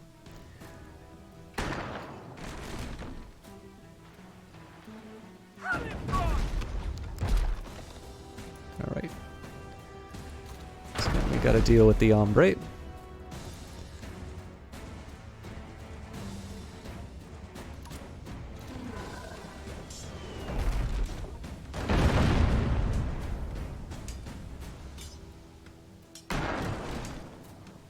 So I don't actually need to keep doing that. Get him to join the struggle. At this point, you can get people to join in. So it seems like I don't have any boarding option now other than to move back. And I'd prefer... I mean, the state we're in right now, we definitely are in a position to...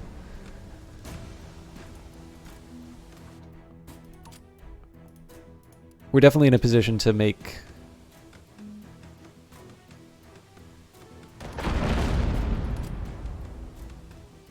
Huh. So this is a little confusing, like I'm telling it to go different directions. Oop. But it seems like I don't have... Oh, it's because the sail. Well, we got some fixes for that.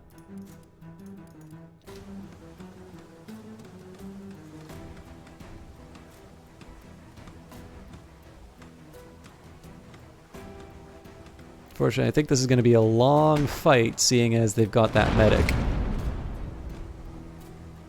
So, I need to reconsider my approach here and start dropping mortars.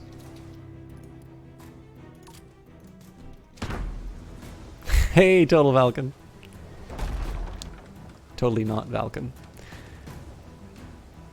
Alright, am I able to move any further? Nope, so for some reason we're stuck together. It's not at all clear to me why this is the way that it is, but I'm going to need to get some certain repairs done. So let's get our people back on the guns. At this point we just want to end the encounter now and not take any more damage than we already have.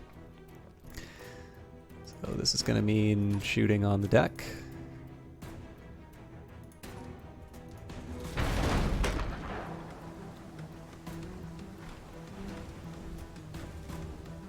So this wound up being very costly just due to the fact that I couldn't actually mount the ship. And so as a result, we delayed doing a bunch of damage. Might have something to do with these spikes. But again, it seems odd that I shouldn't be able to board. I have no idea why I say mount the ship, but it's because I'm a fool.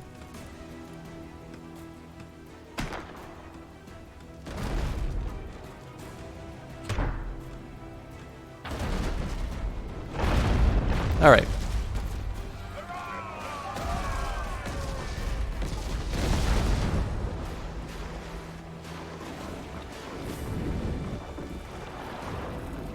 So hopefully the repairs are worth it. You quickly collect what you can from the remains of the enemy ship and turn your attentions to the artisan ship.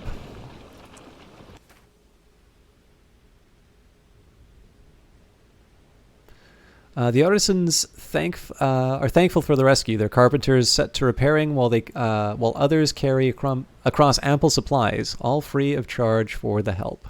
Received hull repair. Ooh, we're still looking pretty grim after that. Cult defeated, timer decreased.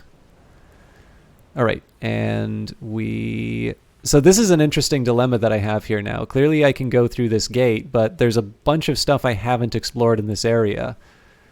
So I'm going to kick around for a little bit, just see the sights. At least until the game gives me some indication that I shouldn't be doing this.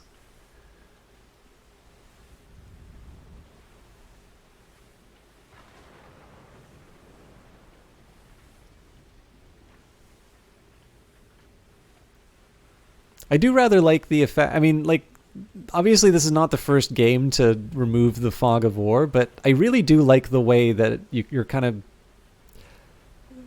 painting this map almost. I just like the way that the terrain gets revealed. Now the big thing is the lack of an arrow might be what's telling me that there's nothing left on this map for me. But again, there doesn't seem to be a cost associated with exploring, so in this case I'll just run through and see what happens. Hey, Belladante. Sorry, by the way, I'm quite engrossed in this game, so if you've said something that you wanted to reply to and I seemed to ignore it, it's possible I was a little too absorbed in... We haven't abandoned the ship yet, by the way. Flagrant false advertising. I want my money back. Yeah, if you feel that I need to reply to something. Okay, so the timer is going up. Hopefully that will not carry on into the next area. Yeah, so the timer filling up is what it was. That's the only one that it seems to be, though. So it seems the cult has thrown caution into the wind since your departure, and the appearance of the Kraken Halifarlan land blockading a port. Their audacity galls you. You give up any hope of a quiet escape.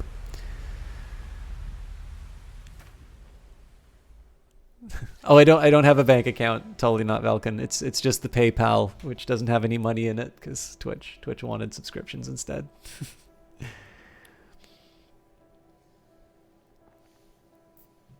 Okay. Lying awake for hours, you rack your brains over how you can fight a deep sea creature you cannot reach. Fitful sleep finally claims you. An ancient, unfathomable consciousness bears down on you with terrible weight. Tentacles rise again, snatching at you, but now you can hold them off. You sense frustration and a curiosity from the consciousness at your newfound strength. A huge gaping maw emerges from the blackness, ready to envelop you. A beacon appears in the hot, encroaching darkness before sinking beneath you and exploding in absolute illumination. The maw shrinks back with a roar. You sit bolt upright in your bunk, taut with realization. If you can somehow hit the Kraken underwater, it may emerge and become vulnerable. But how? An indistinct memory forms, emerging as if from a thick fog. Yes, you now remember the isle where answers lie.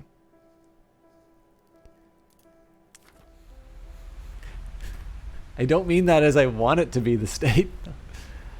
You call the crew to attention. Let us make for the Isle of Landfall. If the artificers in the Great Library don't know how to help us, no one will. You pause, letting the new information sink in. Without updated charts, we won't know the safest sea routes there, so we must find an explorers guild in a nearby port. Alright, to navigate via safe routes to Landfall, you need to visit the Explorers Guild to update your charts.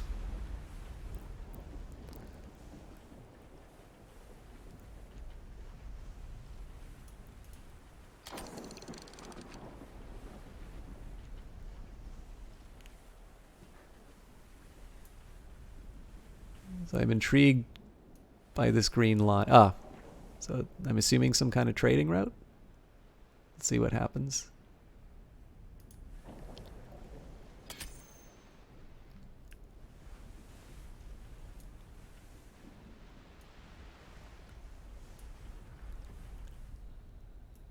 Kind of want to know what's going on with this. Okay.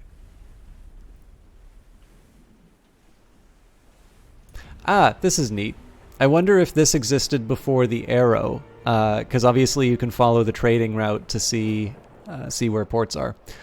People go about their business unaware that their neighbor port was captured by the cult. You make your way to the Explorers Guild so you can gain information on the safe routes to landfall. On the way, you pass several of the other places of interest in the port.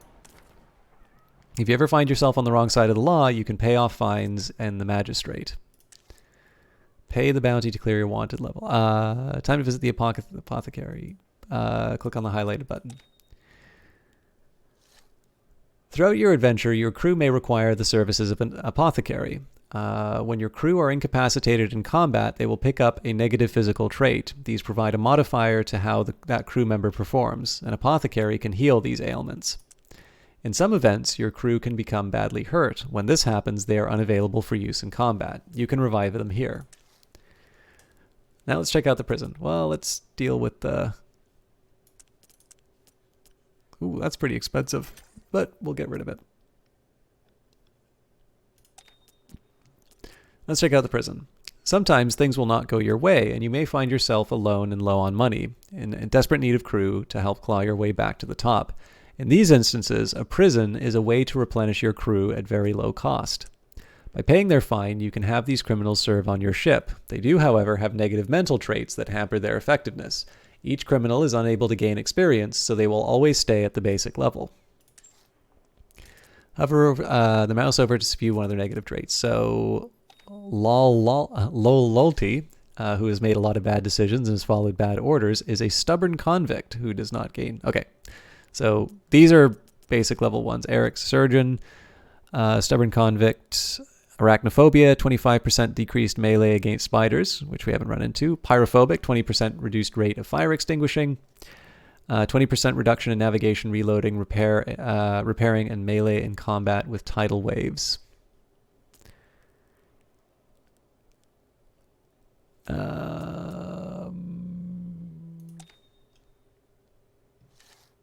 You can file your own charts mapping out the local area in the Explorers Guild. They will pay you a small reward for this updated information. You can do this by uncovering the fog of war in the map where the port is located. Click on the highlighted button to file your charts. Okay, so I suppose the idea here, there's another, I think there's another dimension to this,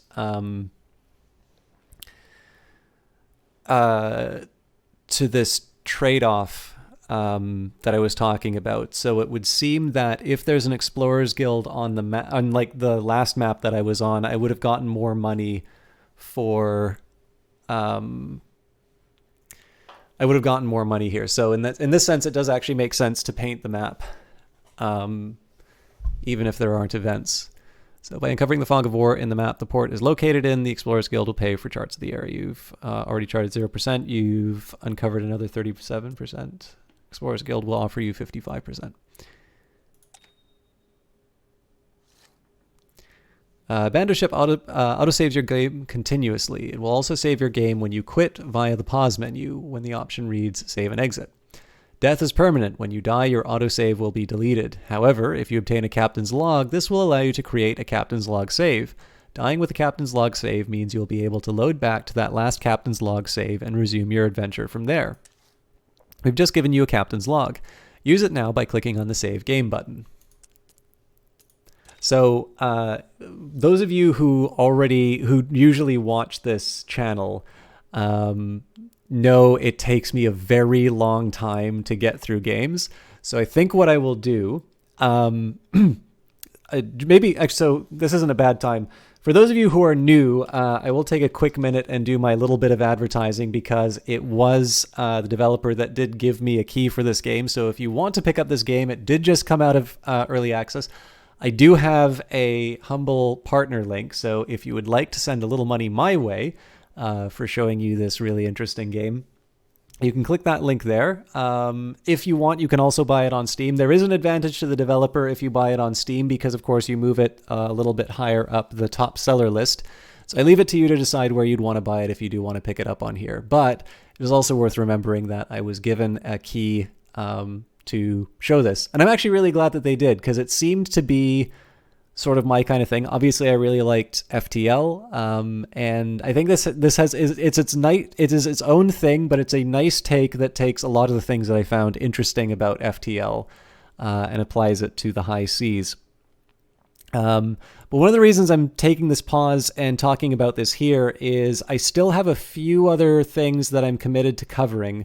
So what's very likely going to be happening with this game is that I'm going to have to go away from it for a few streams while I cover the other stuff that I've got lined up. And so if I wind up dying, instead of going from the very beginning again, what we'll do is we will begin from the last captain's log save. And then that way I'll be able... This I actually like quite a bit because for people like me who do take these long pauses... it feels like I don't lose as much when I do finally die. So you recently got this game, you're already enjoying it. Looks like you'll be playing this game for many hours. Yeah, let us out. I mean, the other thing that I really liked about it was the options at the... Thanks for stopping by the way. One of the things that I really like about it is once you understand the basics, it looks like there's a few different scenarios that have different sort of expected lengths. So if you want to just sit down and scratch that itch, but you don't want to set yourself up for something you won't complete, you actually have a few different options in terms of scenarios you do, which I think is a really neat idea. So I think the Humble page probably says that it's in early access just because they haven't updated it. I do know that Humble is sometimes slow to update that information, or they may not have just told Humble, but this game definitely is... This game came out in a full release yesterday, for sure. Captain's logs can be found in special golden shipwrecks, accessible via a diving bell. You may occasionally find them via other means too. Be warned though, Captain's logs are rare and finite. You must choose when to use them carefully, otherwise you risk losing a lot of progress. When you've finished, leave the port by clicking on the highlighted button. Right. On your way out, you speak to one of the officials, asking for information on the safest paths to reach landfall. That's well you asked, he said. Here, these routes should allow you to avoid some of the hazards of the open sea. Your personal charts are now updated with necessary details. You head back to the ship. The Great Library at Landfall may help you find answers. Go there and seek knowledge on how you can strike back at the cult. You can check where your destination is on the world map. Open the journal to view this. This exploration map is... Sorry. The exploration map that is your destination is highlighted with a red outline. Navigate your way through the world to reach it. When you are ready, click on the Quest Log button. I like this. So what I'm quite intrigued by, so we've obviously got this region here, but this is a big map. I don't know if we wind up going back to the Cult Islands ready to fight them or what, but we're clearly not, unless we die, we're not getting through to the end of this until another stream, but we'll see how far we can get. Your quests are shown on this menu. At this moment, you only have one active quest. Later, you will have many active quests at any one time. You can click on each quest to receive more information on it. When you are ready, close the journal by clicking on either of the highlighted buttons. All right. The highlighted area shows your wanted level. Throughout your nautical career, you may skirt either side of the law. Repeatedly break it, and the consequences could become severe. Sea forts will open fire on you, bounty hunters could be dispatched to exact justice, or ports deny you entry. There are chances of redemption, either by foiling acts of piracy or paying for your deeds in ports or other neutral floating outposts. By hovering over each skull, a tooltip will describe the consequences of each stage of being wanted. You can now raid trade routes. If you sail on the dotted line that marks trade route, you can press the highlighted button to raid it. Doing so will accrue gold over time, but will gradually increase your wanted level. Removing pirate or cult vessels from raided, yellow, or blocked, red trade routes will reduce your wanted level. So in one sense, it kind of makes sense to have a little bit of wanted level, just so you can kind of, you can get the bonus for taking out the ne'er-do-wells. So I do need to hurry up a little bit because the cult's getting closer. Strong, unyielding. The sea fort will have seen your approach for sure, and they'll be more than ready should you decide to dash yourself against it. Defeat a seaport by killing all of its crew. If you disable the mega mortar, if you disable the mega mortar by destroying all 4 stone sections, the fort will surrender. Sure. I'm not sure, this is definitely a weird one. I'm not 100% sure why I'm attacking this thing, but I really feel like it wants me to do it, so...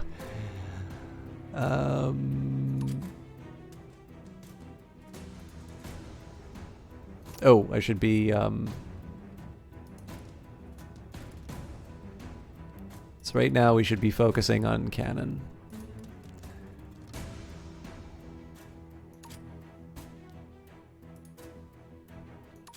I think in this case we'll just focus... or no, we'll focus on the halves. when I can, I'll try and take out people with the... Oh, Mega Mortar hit temporarily frozen, so I'm going to get my... When I can, I'll get the...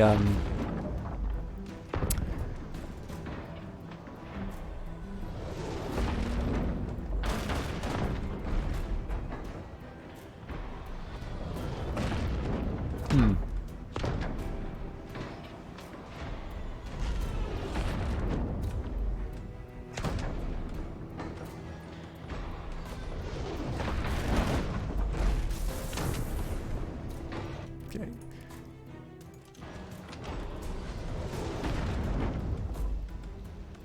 I'm not clear if we're actually doing enough damage to this thing.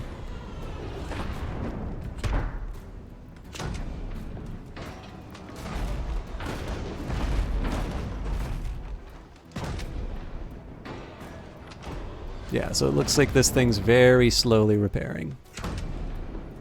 But we should be able to take it out.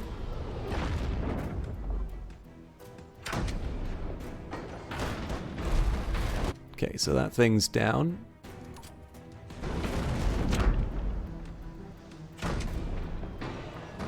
It's hard to see whether or not it's a better strategy to try and take out the people, or if you want to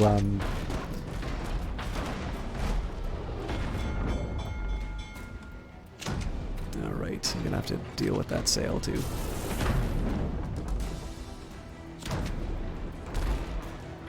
Okay, I think I'm wasting shots. Yeah, so these guys need a new target. And let's focus the mortar down a little bit. So I'm not sure if it's a better strategy to focus on the crew or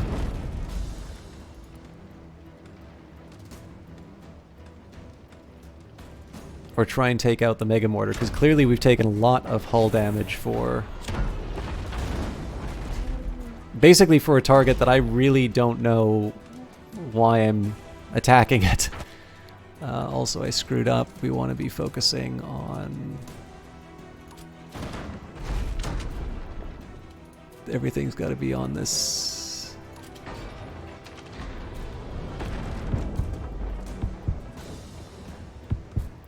I'm fairly certain we'll make it, but...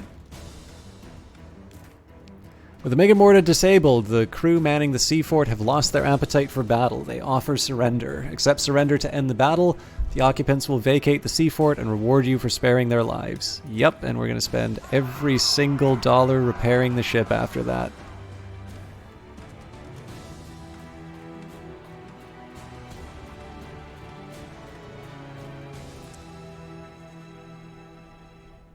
Yeah, wanted level increased. So, I mean, exciting, but wanted level 1, sea forts and coastal defenses will open fire on your ship in exploration mode. So now I need to avoid these.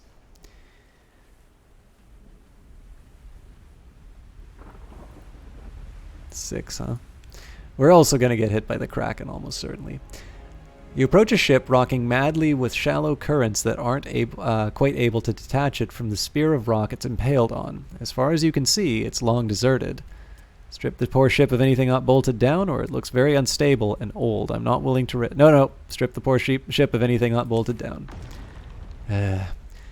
Being tied up to the ship means that the rocks it is stuck on occasionally bash against your own hull. Your crew grab what little they can before they call them back. It is too dangerous to remain here much longer.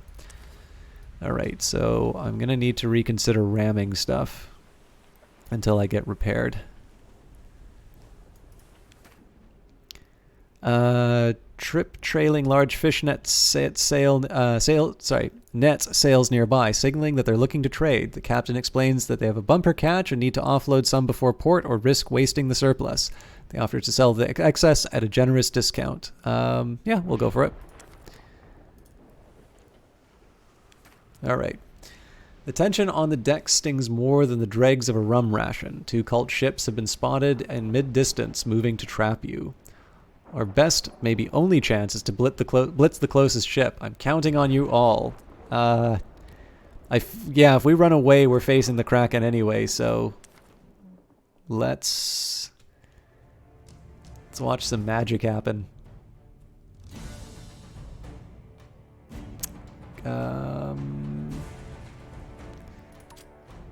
This one I definitely do want to try the ram on, but I think it will be... It's going to be risky. So, let's go for the sails. This one I am actually going to focus a bit on hurting the... Okay, here's what we're going to do actually. I'm going to keep at this distance to start off with. Once we get a little more maneuver up, then we'll start moving in.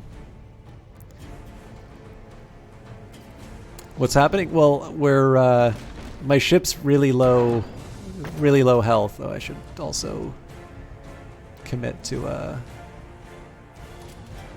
some mortar attacks. All right, there's the catch. I'm taking other forms of damage.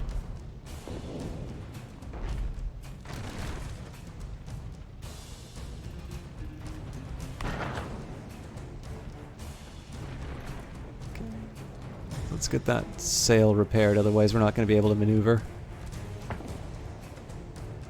Okay, there's got to be some kind of sharpshooter or something on there.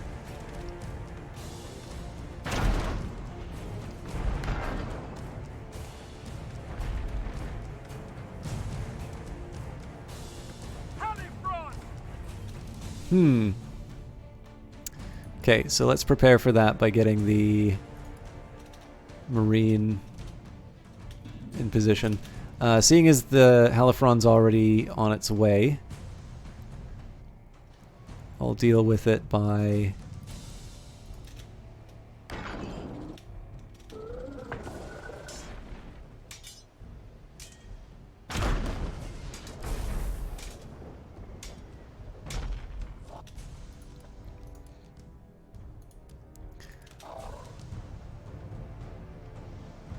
So at this point it may not make as much sense. Yeah, actually, you know what? We'll go at a... Oop, let's switch that around now. I think I'm going to go at a greater distance just because we know we can take this thing out with cannon fire.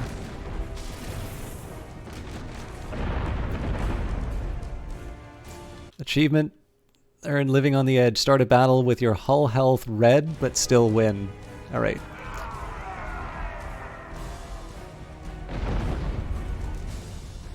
So our default setting, it might actually be wiser for us to hold back for the next few battles. I guess it depends on what the armaments are. But especially with these storms, it's tricky. There's no time to gather your plunder, for the second ship is upon you. Will you stand and declare for double the riches, or flee because your life is more valuable than treasure? And the first ship is creaking into oblivion, but there's no time to salvage any spoils. The second ship is bearing down fast. Will you engage them, heady with the taste of victory, or retreat, safe in the knowledge that you struck a valiant blow?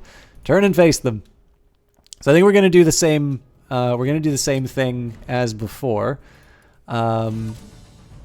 Again, I don't have a clear idea on the armaments, but it looks like they're actually fairly light.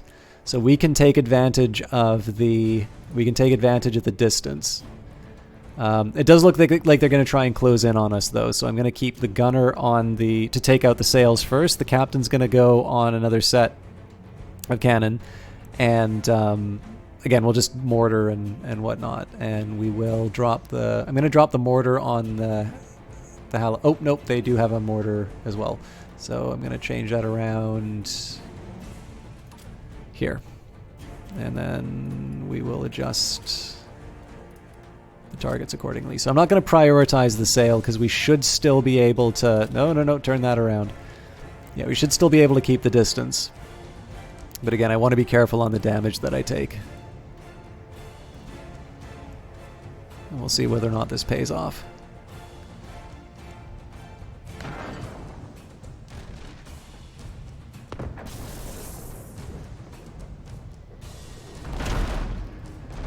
Well, we do take damage, but it's not fatal.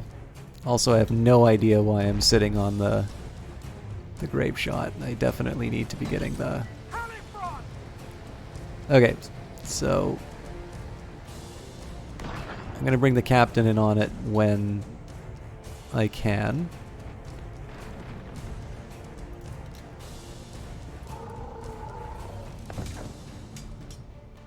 Even at the expense of cannon fire. Okay, so you back. Gonna heal up the captain first. I actually need the gunner to keep doing their thing, so. Ooh, that's not looking good. So get people healed up, and then we'll get them back doing productive things like shooting their fellow man. Actually, here, the gunner's gonna get a quick heal in too.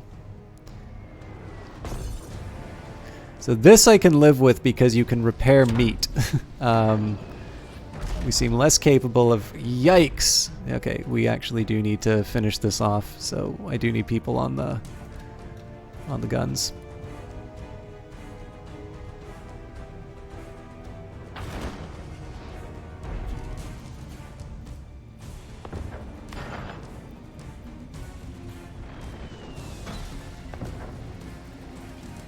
Let's see what our health looks like after that mortar lands. We should be able to get through this, but I definitely need to find a port.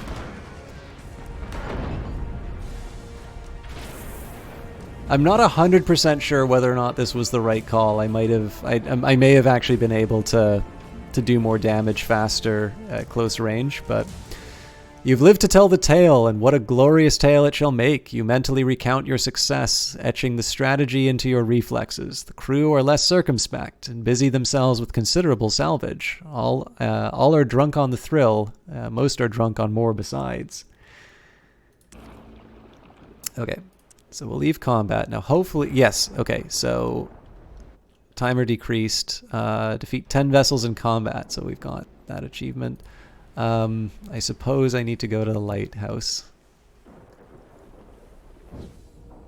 Okay, so that tells me a little bit. What's the deal here? Ship in distress. Oh, crap. I don't think I can afford this right now. But it also doesn't say there's anything else in the region. Yeah, so this is the question. Oh, no, okay, so we've got... Yes, I have things that I can do. We will probably get caught. So this is... Unknown event. Okay, so we'll get the repairs first.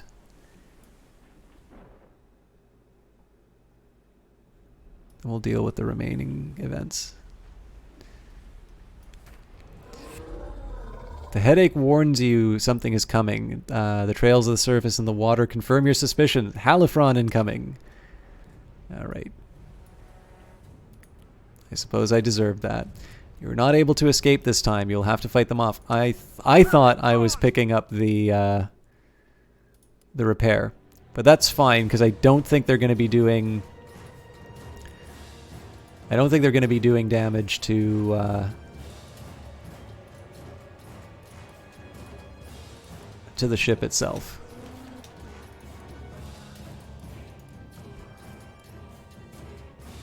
So this is a little concerning. I left-clicked instead of right-clicked. So what I'm doing here is I'm sending my 2 best fighters. Obviously I need to switch people in and out of different heals. Oh yeah, we'll be fine. Although I might want to be careful of that green nastiness.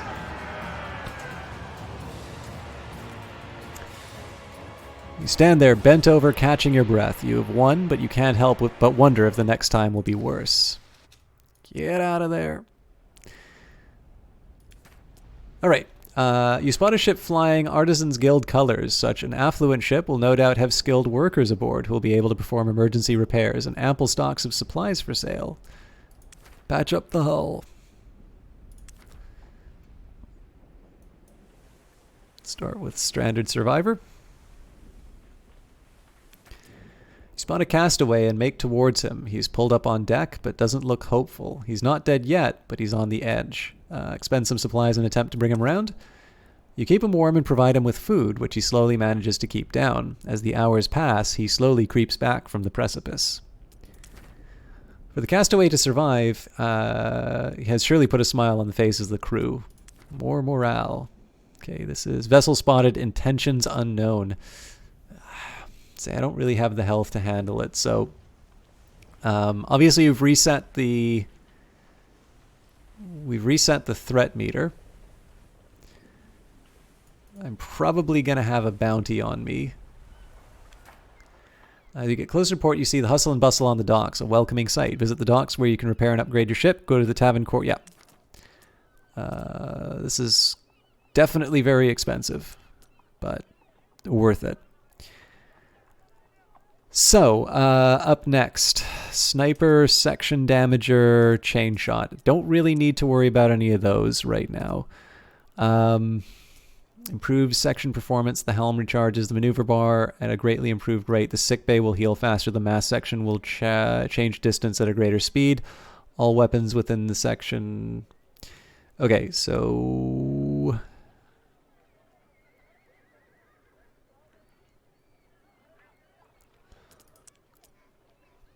then, of course, there's the shipwright, which is a whole other question. Can you get a bit? No, you can definitely get a better ship. So we've got cutter, schooner, brig, sloop, frigate, corvette, galleon, cruiser, warship, man of war, which seem to be sort of an ascending quality, I'm assuming. So the cutter, storage slots 1, maximum crew 5. I think we might be on a brig. Because I know I have 3 crew, so I have 3 storage slots, and I don't know if I can actually get any more crew right now.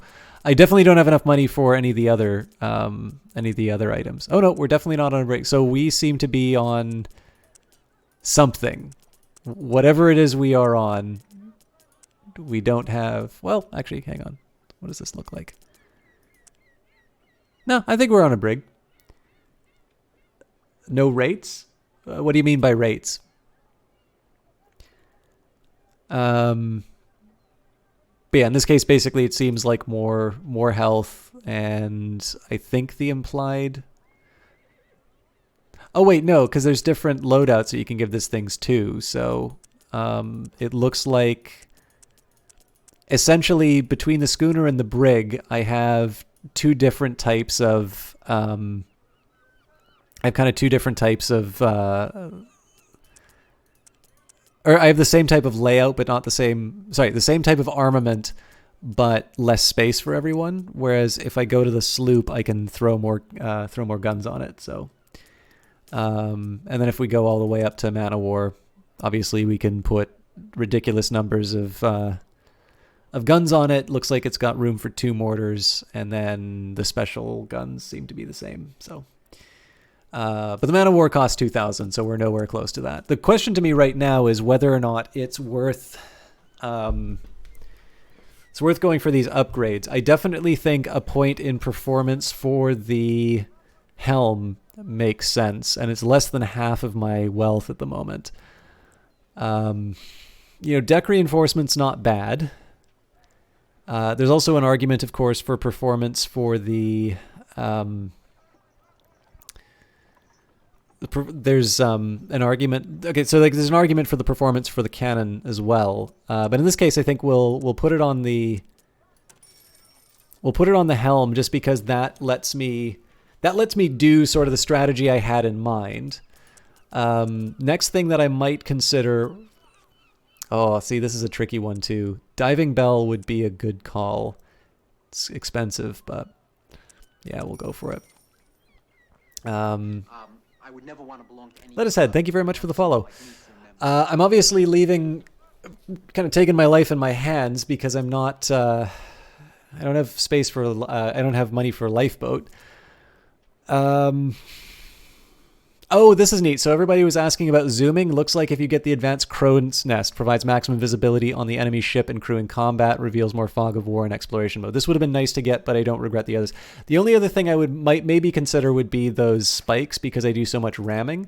But in this case, we'll go back to sea, and now we will clean up some of the tasks. So I think we'll head here first. Then we'll do Dead Man's Spire and I technically don't need to do all of it, but I want to. So, and then of course I need to consider what path I'm going to take. Now, to be honest with you, I'd rather not do the pirate stuff. I don't see what the major benefit to making forts hostile to me is. Sailing within range of a stationary vessel, you can see that they are in trouble. The crew are desperately pumping water from the ship, but there is not enough for them to also fix the hull cracks that are scattered across the deck. Intervene and help them. As you near the vessel, you see their crew frantically pointing behind you. You turn, spotting a ship bearing down on you with hostile intent, and understand why their ship is sinking. The enemy ship has caught you at a disadvantage and is primed and ready to fire.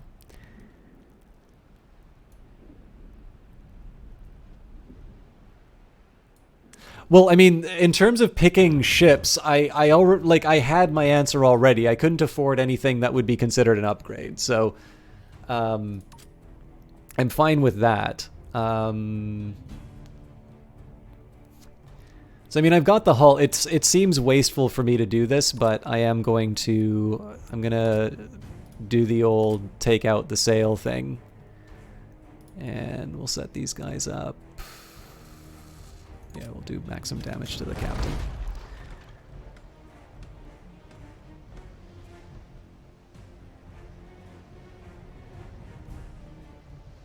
So I'm more confident in my ability to reload and just generally cause grief to them than their ability to damage my ship. Also, if I can get in close enough, I can fire that grape shot. Well, the moment's at hand. Race!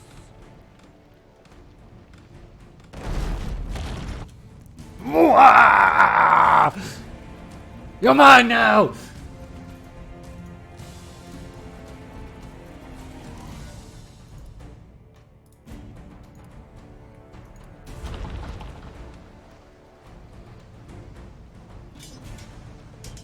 Nope.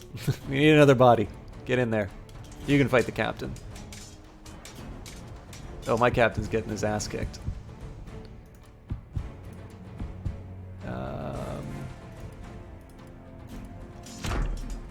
What are you doing? You'll kill us all.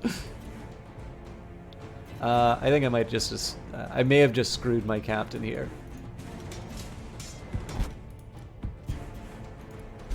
Run, little Bella. I also need my... Okay.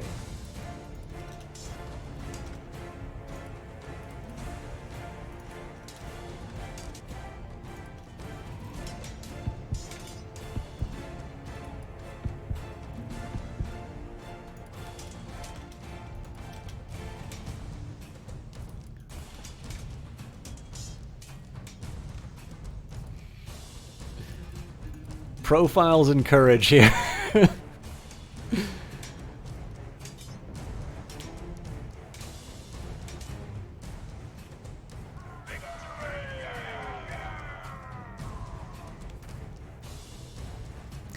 With the battle won, you see the original ship standing off at a fair distance, looking in a much better state of repair. You bought them time to save themselves and destroyed their assailant. The other captain's generous rewards, plus the haul from your vanquished foe, add to your sense of pride.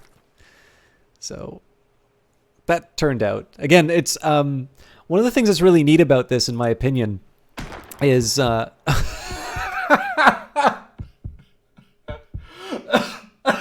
Oh god, that was funny. For those of you that this thing was already loaded, so I had it set up for an auto fire. So, yeah.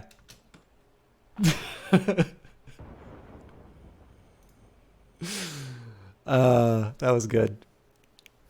Yeah, I had that set up on auto fire, let his head. So the captain, in his infinite wisdom, decided that he would shoot his shoot his companions in the back. For those of you who are asking whether or not there's friendly fire in the game, we now have our answer. Okay, we got to get out of here, otherwise this lightning's probably going to kill me. Ooh, that, I was thinking that cult thing might be lower than it actually is. We may have to deal with another event, but I am ever so curious about what this place has to hold, so we are going to explore what we can. In the Spaghetti, thank you very much for that host. I should just warn you, I've only got about half an hour left, but it'll be a jolly half hour because I am having a great time with this thing. What's new with you? For those of you who don't know In the Spaghetti, I actually know them through Miss Ariella's chat, but it's been a while since I've been able to catch Miss Ariella, partially because she lives on the other side of the world. The island of Deadman Spire is covered by gibbets, swaying slightly in the coastal breeze. Most contain skeletons covered in rags, the flesh long picked clean by carrion birds. Some contain occupants that yet live. Only the worst criminals are incarcerated here to serve as an example to others. You've no doubt some are less than deserved of their prison thanks to the corruption of local officials. Nothing is stopping you from freeing one of the prisoners to join your crew. On your head be it. Oh, this is a tough one because I'm going to assume that my wanted level will go up. Yeah, we'll unlock one of the cages. You survey the cages with still living occupants, trying to get a sense for whether they will be strong enough to serve. Though haggard and weary, the prisoners clearly sense the potential for freedom. Who will you choose? One man who proclaims his innocent, choose to believe and free him, or one who remains silent and stoic, trust in his discipline. Yeah, we'll bring the innocent man in. The moment they're loose, they make a dash for freedom. You were prepared for treachery and so managed to grab them, manhandling them back into their cage. In their state, it's like dealing with an empty potato sack. A couple of prisoners chuckle, others whoop and cheer at the entertainment. You feel that freeing the others may be too risky and leave. Looks like a great game. You have it already. It just came to check out some sneaky strats. Yeah, so I'm probably disappointing you then, Lettucehead, because I just started playing this because of the sort of the outreach that the developers did. And again, I'm very grateful for that because I'm obviously not a very big streamer, so I'm always delighted when, when somebody reaches out for something like this. Because however they found me, they absolutely made the right call. Like, this is something I'm really enjoying. And like I said, I'm going to be a little slow to get back to it because I still have a few more things on my plate. But this 6 Ages are pretty high priorities to kind of go back and get through the end. Any advice for when you get this game? Buy it through my humble link? No. Advice for when you start this game. The tutorial does a fairly good job of telling you what you need to know. The only thing I've been confused by is whether or not you're able to board ships without banging into them. I'm literally the only person streaming this game when you start. Oh, that's a shame, because this is definitely more deserving. I mean, it wasn't early access, so it may be that some of the people who like streaming it have sort of had their fill. But I mean, release is when you want to do the big like, hey, this thing's out, come check it out. I mean, the sales pitch is a really easy one. If you liked FTL, it is its own take on FTL, and it's a really good one. Like, it's original enough, so it's not like, yeah, been there, done that. But it definitely has taken a lot of the element. I like the fact that I have to think quite a bit and that I get distracted by some of the things happening on my deck. So I guess the advice that I could make, if you haven't played FTL, the advice is very similar to FTL. Pause as your friend, and it does not hurt to sort of think a little bit about what your approach is going to be. But by and large, the tutorial really does equip you for what you need to know, and the rest of it is really just trying out different strategies. I also get the impression, like, from what I understand, it is possible to lose your ship, but you still survive and you rebuild. So I suspect it may even be a case where, losing isn't necessarily like, quote unquote, losing. It's more, it's a setback, and it's just another thing that you get to deal with. So, oh, thank you, Lettucehead. That's kind of you to say. A ship is badly damaged and being repeatedly assaulted by a pirate. Perceiving you to be a threat, they switch their attention from the weakened ship and onto yours. So what I'll try and do here, Lettucehead, I'll talk a little bit about the strategy that I'm going to employ. So This may be the crow's nest that I need. But first thing I can see here, the only real melee threat is the enemy captain. So this would be one where I might want to consider coming in closer and sort of taking everyone out. So this is going to be what I attempt to do. I know I'm going to wind up taking some damage, but I'm going to try something a little bit different here. So I'm going to focus my chain shot on the sail, but I'm also going to do that for the for my broadsides. They'll also be auto-firing, but they're all going to be focusing on the mast. And again, this is because I'm confident in my ability to deliver on the... It's because I'm confident on my ability to sort of do well in the melee. The only exception here is the mortars. The mortar's actually going to do damage to the ship, but I'm also focusing the mortar on the captain, which is the higher melee threat. Once I get in closer... So first thing I'm going to do is actually attack them from a distance. Once I've got my maneuver up, then I'm going to close the gap, and we'll take advantage of some of our grape shot and whatnot. Nope, looks like they have the same idea. So I want to keep an eye. Ah, okay, they've got sniper shots. So change of plans.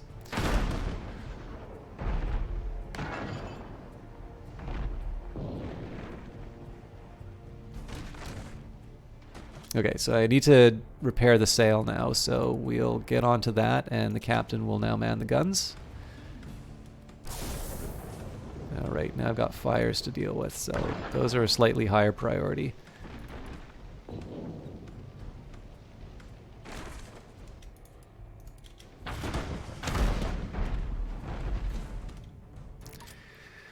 Okay, so it looks like we got what we needed. In this case, I'm going to get people to heal up real quick. Now the captain will...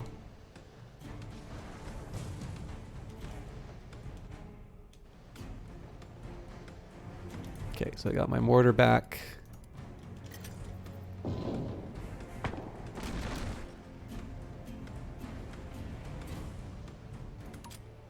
Oh, I think I was premature, so it looks like they're... Ah, nope, they're repairing it, so...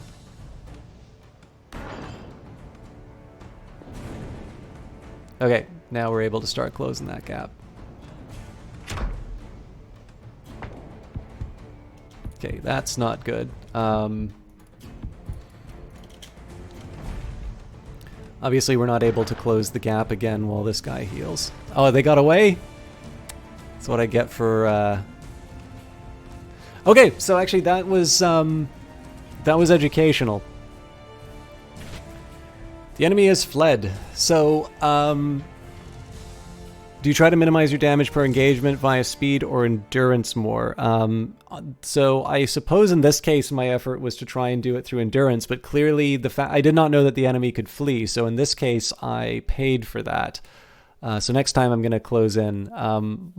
I've been trying to take the ships without sinking them, and I failed to learn how to do that properly. The captain is delighted with your timely invention and foists all manner of baubles and tokens thanks to you and the crew. Wanted level decreased. Cool, so I can go through this gate if I want. I don't believe there's anything left for me to do inside here, so let's just take a moment and see what the map looks like. So it doesn't actually seem to indicate... Doesn't really indicate if there's an advantage to one or the other. Yeah, I mean, the only thing that we missed out there really was the plunder. But this does mean that I'm going to, in my case, I'm going to go, a formidable cult ship has been spotted in the distance and is hunting you. We should be able to give him a slip, though. You managed to escape the cult ship by sailing into a new sea.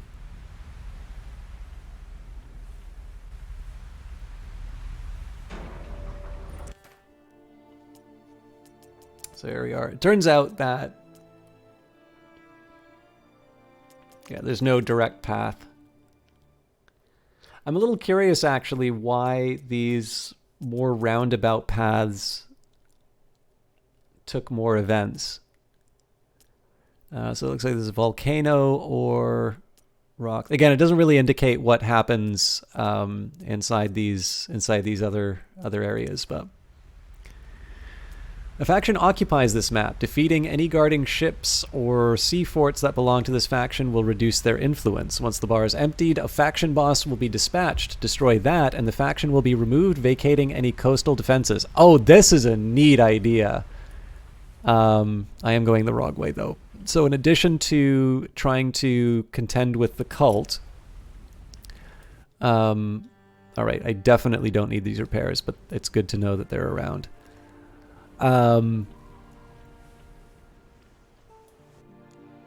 Okay, I don't see much reason for going into port. Yeah, I don't know if that counts as an event, but here we go.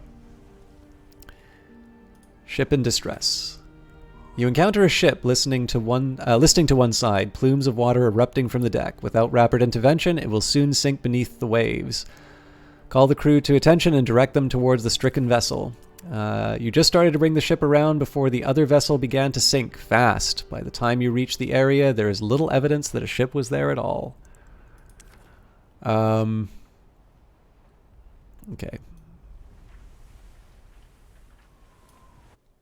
So this is hostile.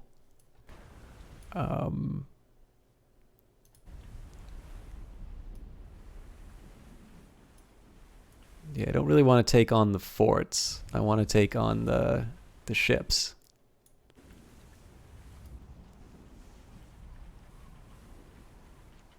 I mean, I may have to take on the forts, but they do quite a bit of damage, so... the broken masts of a ship stick out of water like a skeletal hand, grasping for salvation. Do you wish to search the wreck? Prepare the diving bell.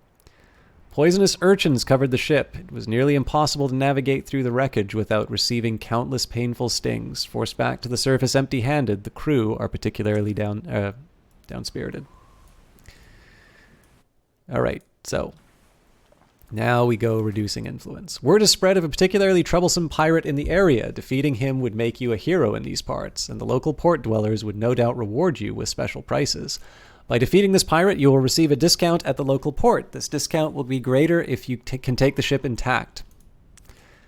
Well, that tells me what I need to do. Alright, so this thing looks serious. So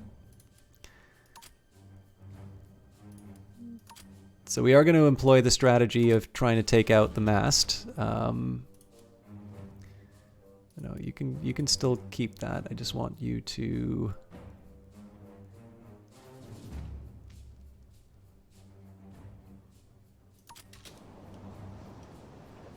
looks like they want to get in close too.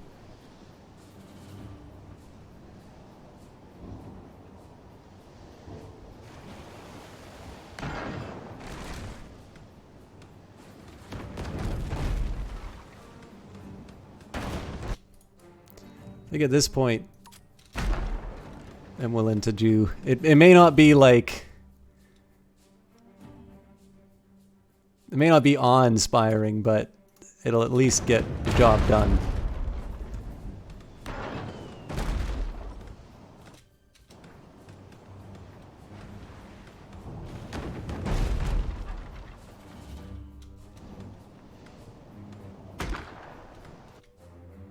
Okay, we will have a Marine to contend with, but at this point, I think we're ready to make it happen.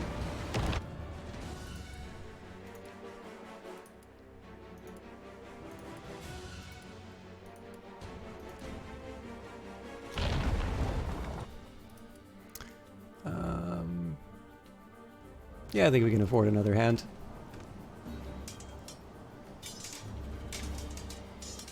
I just need to make sure one of my guys isn't taking too much damage. No, we're in good shape. The only thing is one of my guys is going against a Marine. Yeah, so I need my captain to be focusing on a different guy.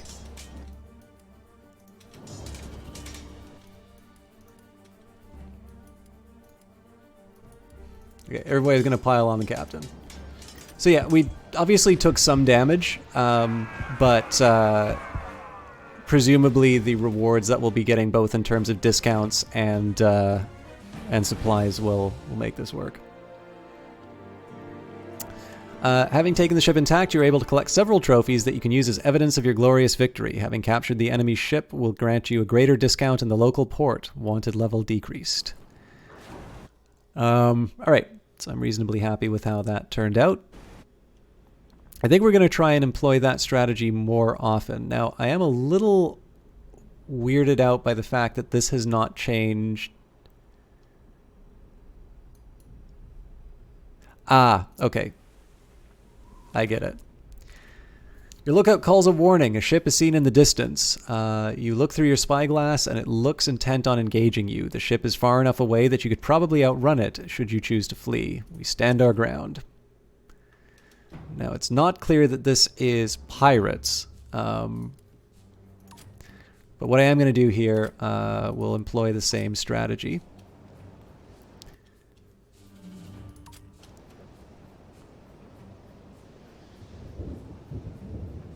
This one I have less to worry. Or no, there's still a marine. So, and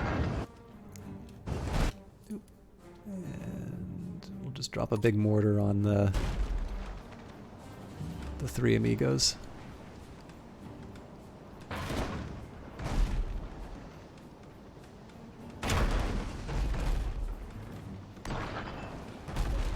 Okay, now we make our move.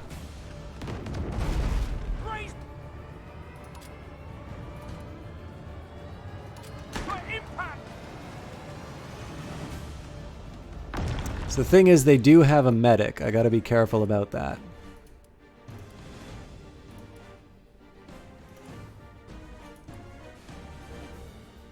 Actually, for now, I think we're gonna hold our ground, and instead we're gonna focus on the...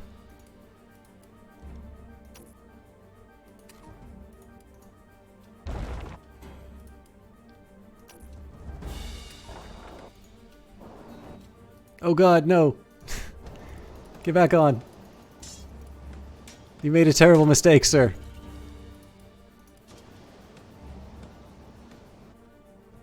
I guess we can still keep focusing on them. So yeah, the idea here is I'm just trying to fire the shot. Oh yeah, but if I do that, then I just wind up hurting myself. So here's what we do. Captain versus captain, marine versus marine. We double up on the medic, and gunner takes the...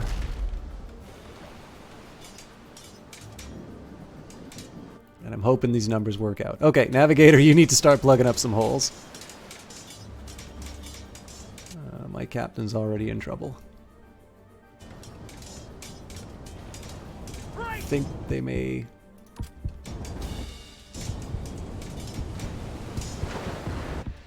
Okay. So they were able to pull it off. We need to get back on the ship, though.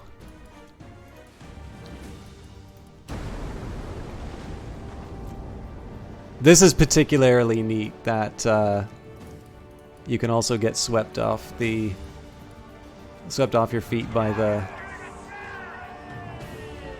Oh hey, we took them all out. Okay. They won't live to regret their aggressive act. You collect what you can from the ship and continue onwards.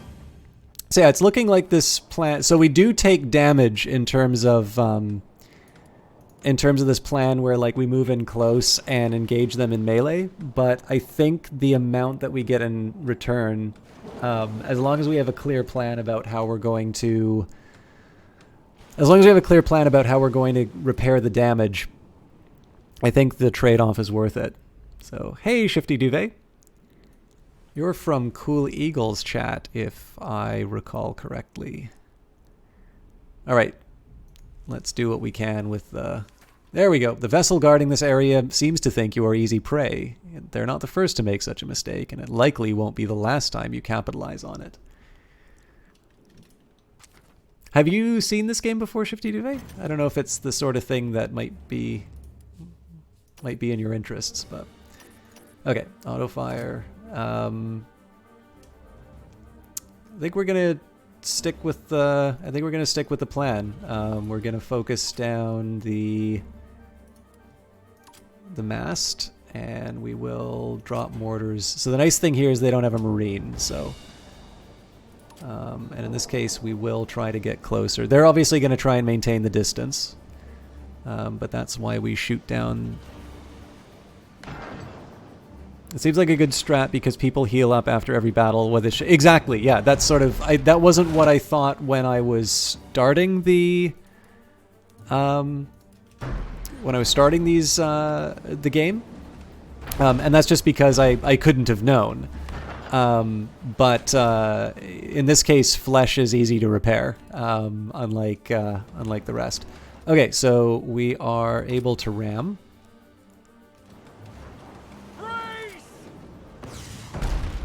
Oh, sneaky. All right. Well, we'll make them pay. And what we'll do instead is I'm going to focus the fire. I don't actually want to do this damage to the ship, but I'm focusing down this way so that I can hurt the medic.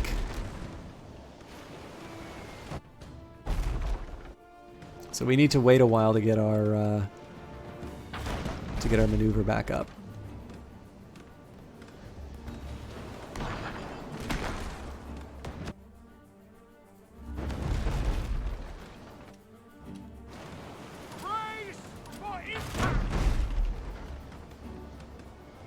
All right, now we got him.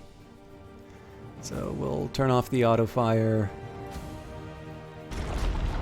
I'm going to wait a little bit just so we can get the one more grape shot off. Okay, cool. So now we'll turn that auto fire off because we learned our lesson last time. And I'll take people who are not wounded and throw them in. I suppose I can put the gunner on the... Nope.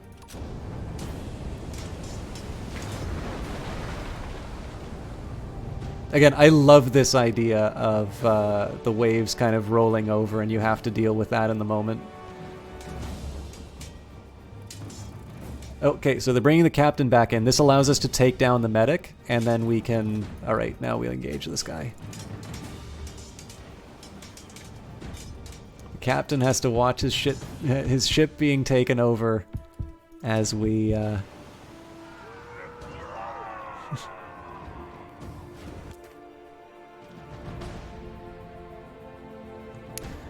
You and the crew strip the enemy vessel bare. Melancholic, you realize you have created a ghost ship. You say a silent thank you and hurriedly depart back to your own. My own ghost ship?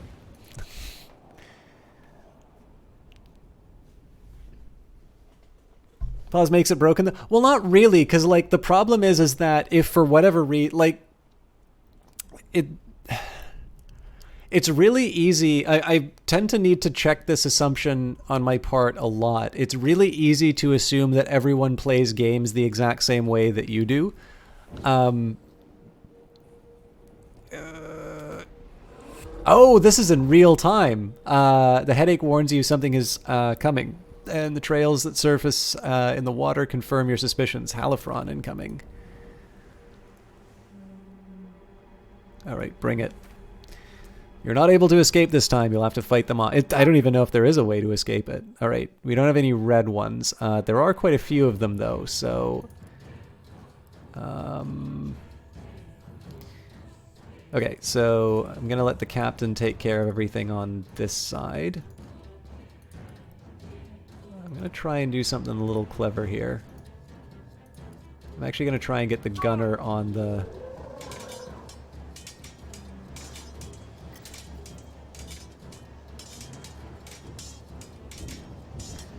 My plan here is I'm actually going to try and get some of my guys to run back.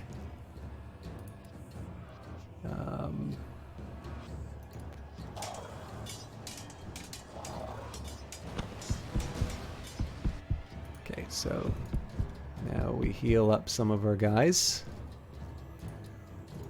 I'm going to move back a little bit. Okay, turns out it was unnecessary.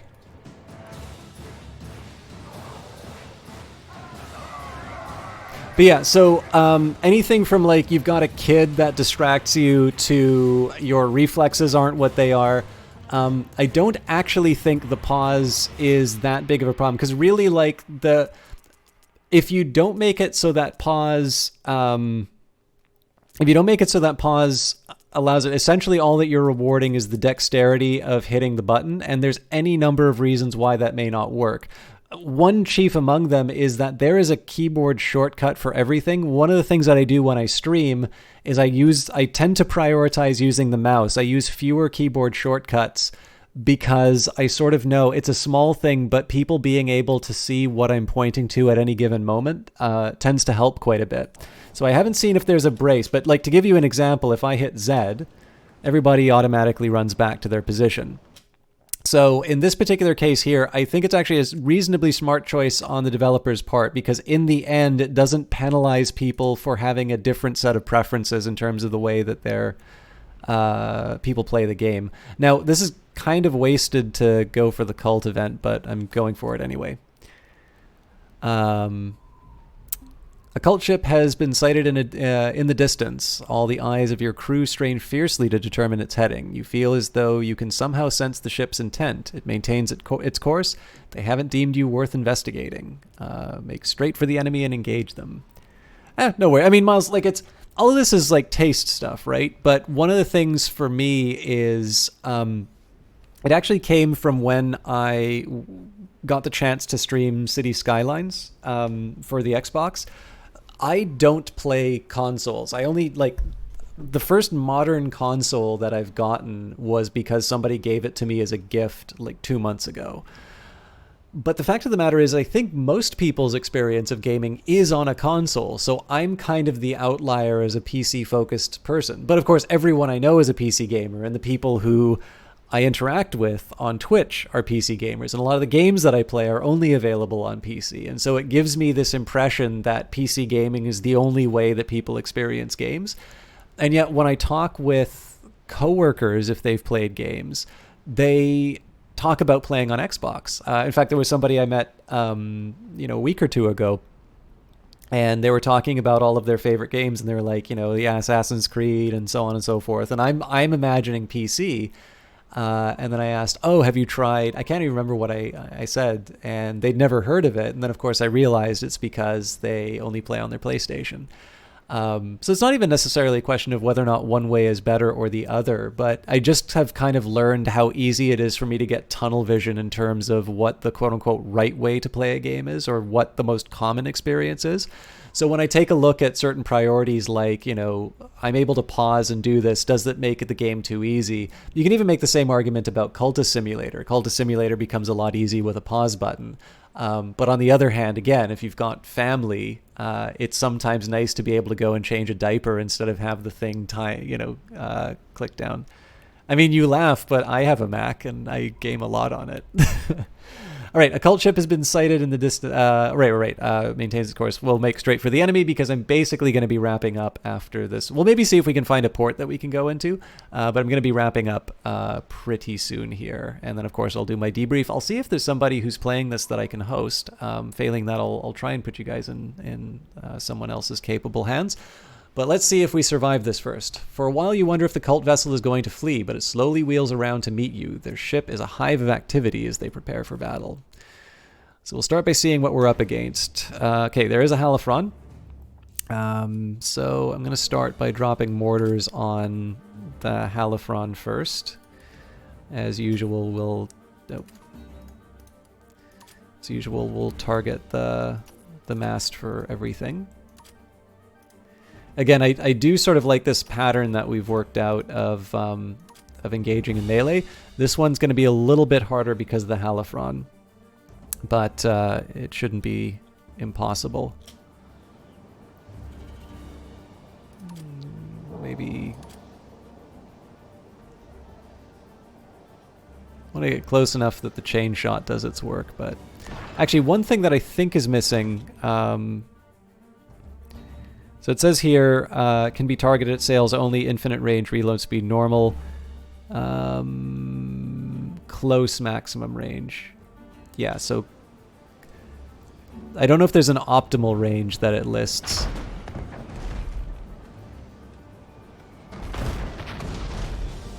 Alright, so we got some fires. Captain can deal with the fires. This is a neat one just because of the poison. The thing is, I actually need my navigator on this, so... okay, we are able to do the... We are able to do the ram if I want. Okay, so the Halifron's on its way. So I'll get the captain to deal with it first. Which means that my... sailor has to deal with the fires. Alright, we need a few people dealing with this.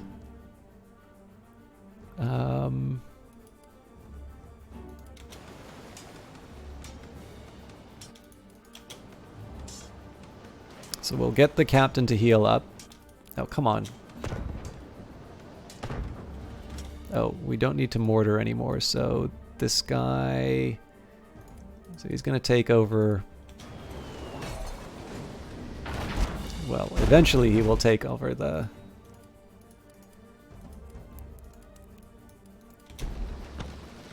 He'll take over the helm. Oh, that's dirty. Okay, so while we're waiting there, we will finally deliver on the...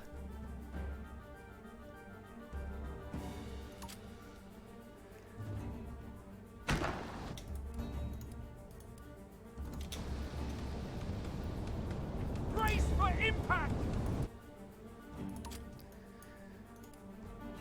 Okay, so now I gotta heal the people who are actually going to be boarding this thing.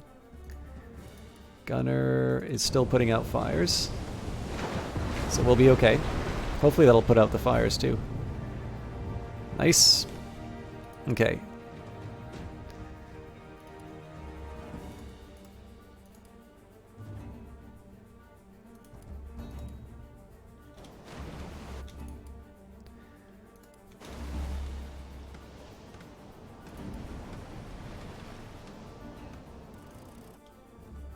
Drat. I should be dealing with this. Okay, gunner back on the... So there's not much we can do about this, but... Actually, it's debatable as to whether or not... Yeah, so I'm just going to wind up taking more damage doing this. So, maneuver already in progress. Did I... Ah, crap. So they're ramming me.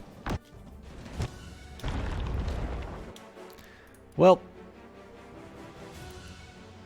I think I can live with that.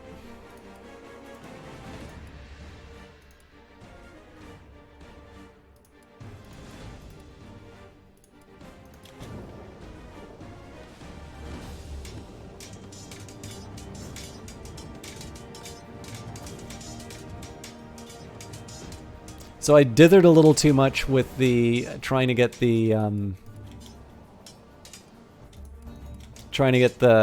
grape shot off. I should have probably just committed, but it turned out.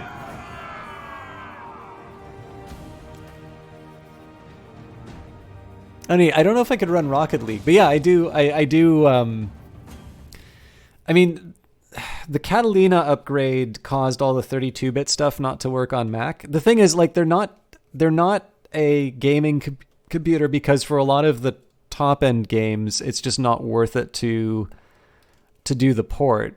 But it's definitely not like the old Mac stuff. And the thing is, with Catalina now, there's a bunch of stuff that's on like iPhone and iPad, which I really like, which is available now. So if you use Apple Arcade, which is an amazing deal, by the way, like if you have an iPhone, you should check it out because Grindstone alone is a really impressive game. It's actually not a bad little gaming platform, depending on the sort of stuff you like. Like if you like indies, I would argue that the Mac is becoming a more viable gaming platform just because of the possibility of some of that iOS stuff coming on there.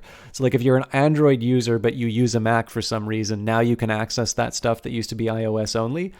Not all of it, but like anybody who chooses to do it. But the thing is, it's kind of hard to imagine someone, like I can see more people who have PCs and have an iPhone or an iPad than I can see people who have Macs but use Android phones. But I had no idea that 1.6 was available on Mac. That's interesting. I guess I said I was going to wrap up after this one, didn't I? Let's see what's on the map. Let's take a look at this wreck.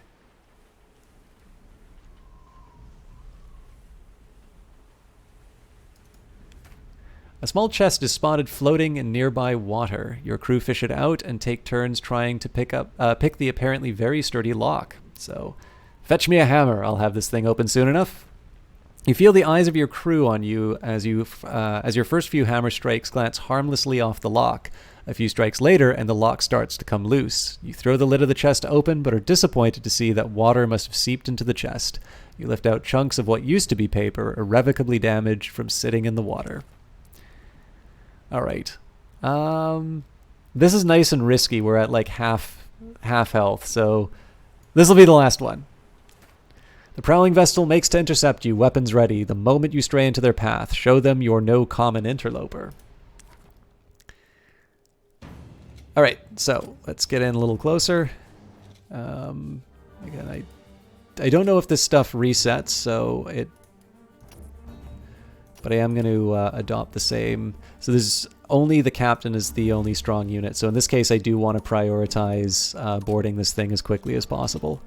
But that doesn't mean that I won't that doesn't mean I won't lob mortars on top of their captain.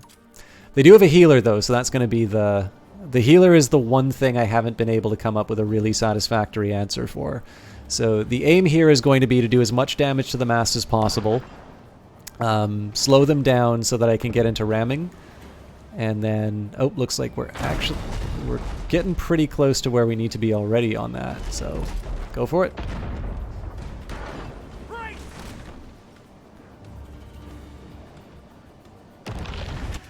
So the nice thing here is I actually have a dominant position as far as my combat abilities. So I'll keep the sailor on for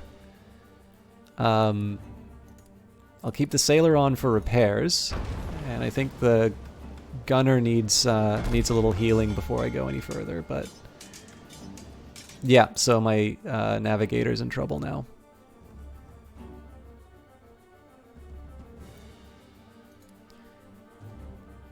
I'm gonna get him straight off. Who's hurting? My captain's hurting. Oh, you know what?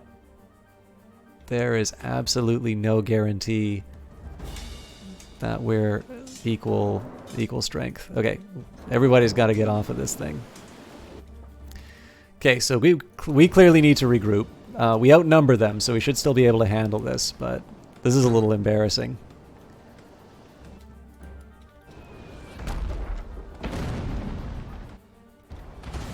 Oh, but you know what I can do, and should have been doing before.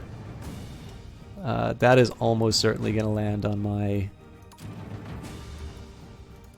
healing stack. Oh, nope, okay, we're good.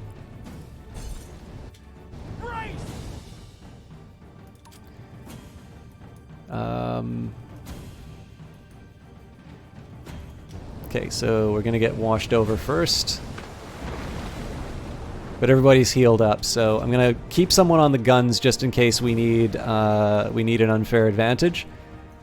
But I'm gonna pile on. Oh, and the captain got knocked over the edge, so this is good. Huh. I'm not actually able. Fascinating. Okay, so they managed to get away. That's fine. I can still work with this.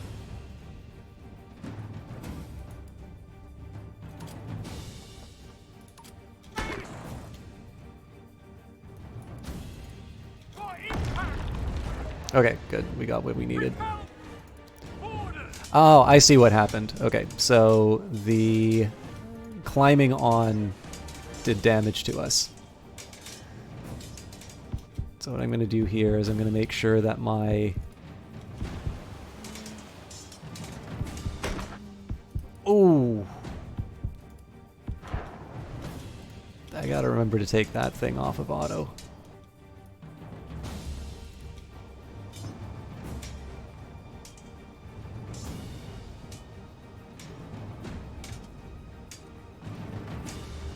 Okay, we got what we needed. That was a little less efficient than I wanted it to be, but...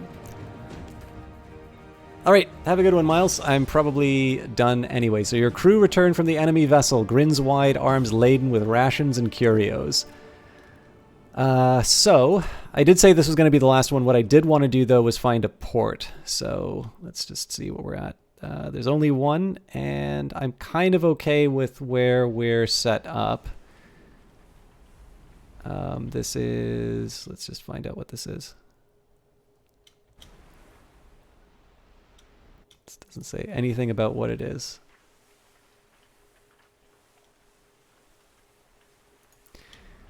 Discretion's the better part of valor on this one, so let's...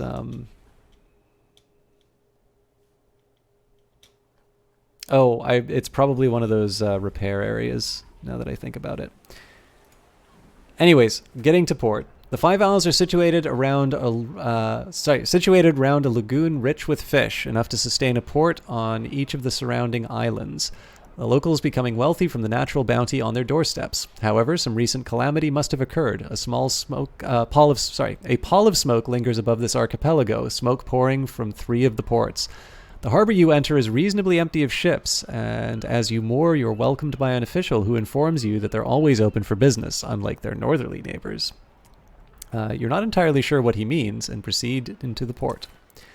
After mooring up on the docks, you give permission for your crew to commence shore leave. What business will you attend to? So we'll start by visiting the docks. So we've got a 15% discount, which is nice. We probably could get more if I did more of those events, but let's not test our luck. So we're fully repaired now.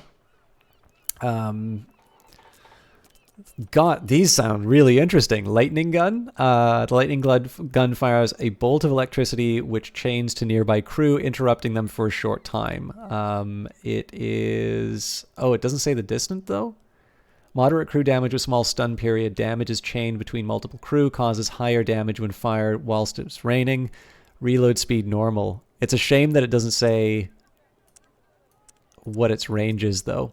Berserk Dart Gun. Darts that send the enemy berserk for a short duration. No direct damage. Berserk crew receive and deal less damage. Berserk non-humans receive and deal normal damage. Berserk crew will attack anyone nearby regardless of their allegiance. Reload slow.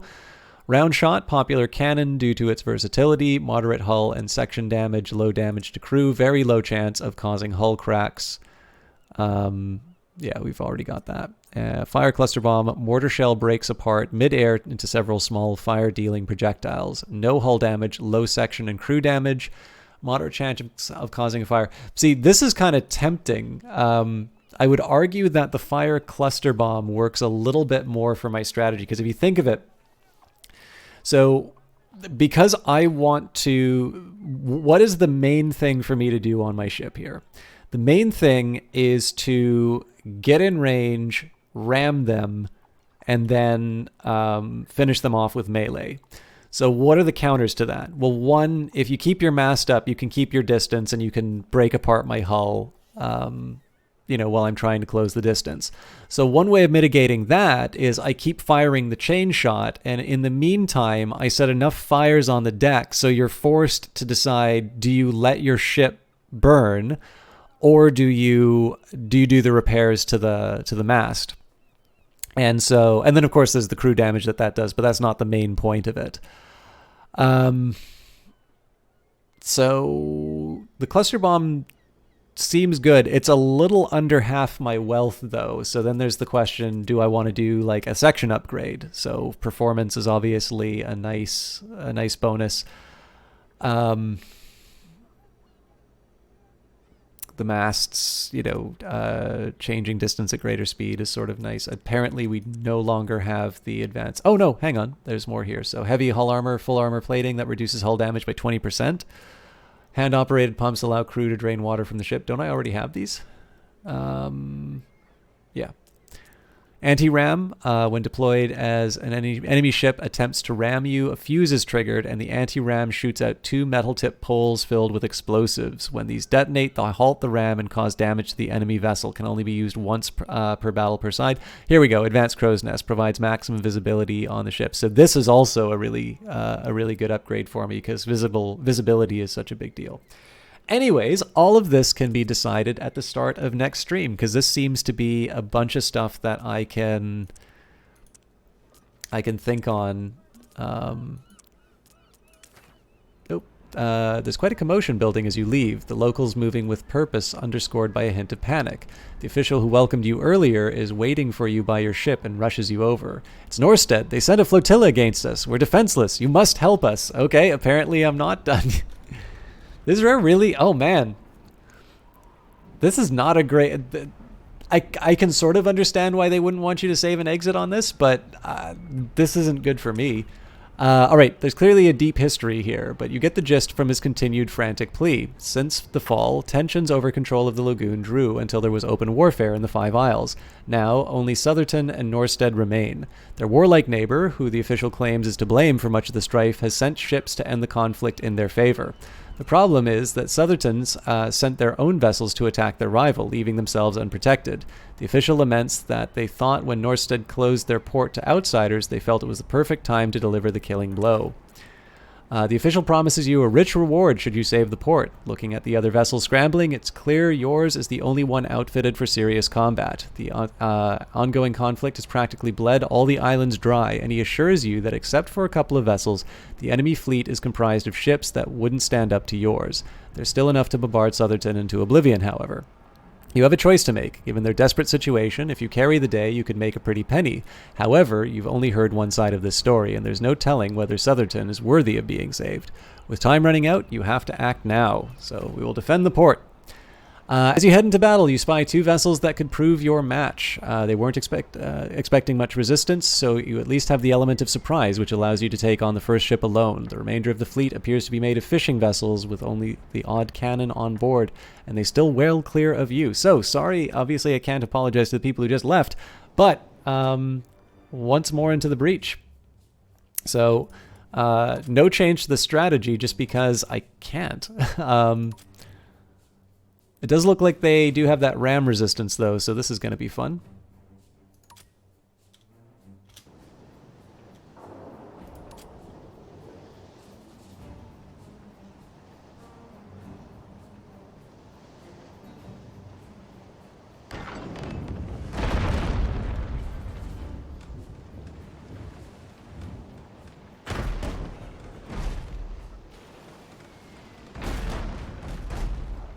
Okay, so we're already in position to ram. Now they're probably gonna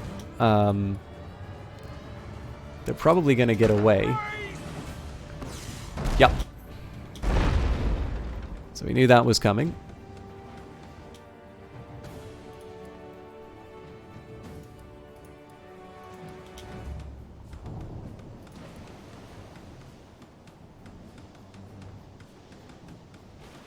Of course, I'm not too worried because I can just keep pounding on the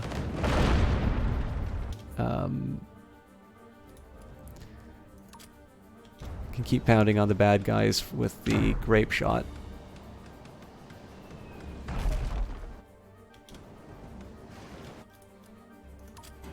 Brace for impact!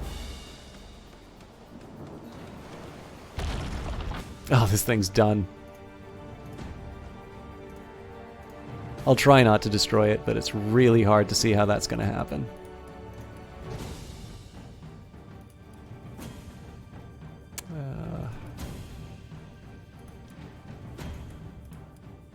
I think I messed this up. Oh yeah, this thing's already done.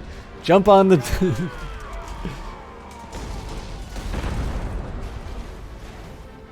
Didn't really plan that out, but anyways.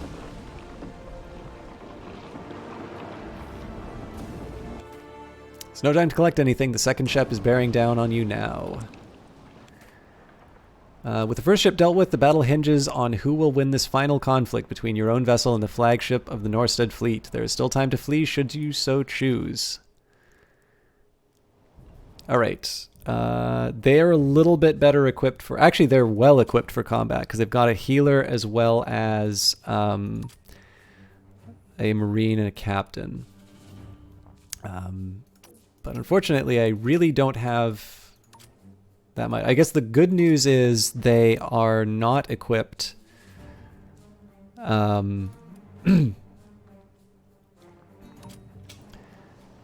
They're not equipped to resist the ram.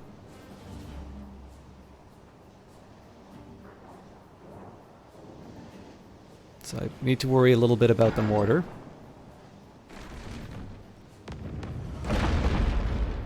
Okay, so it's a higher priority for the Marine to get healed. We were actually already in good enough shape to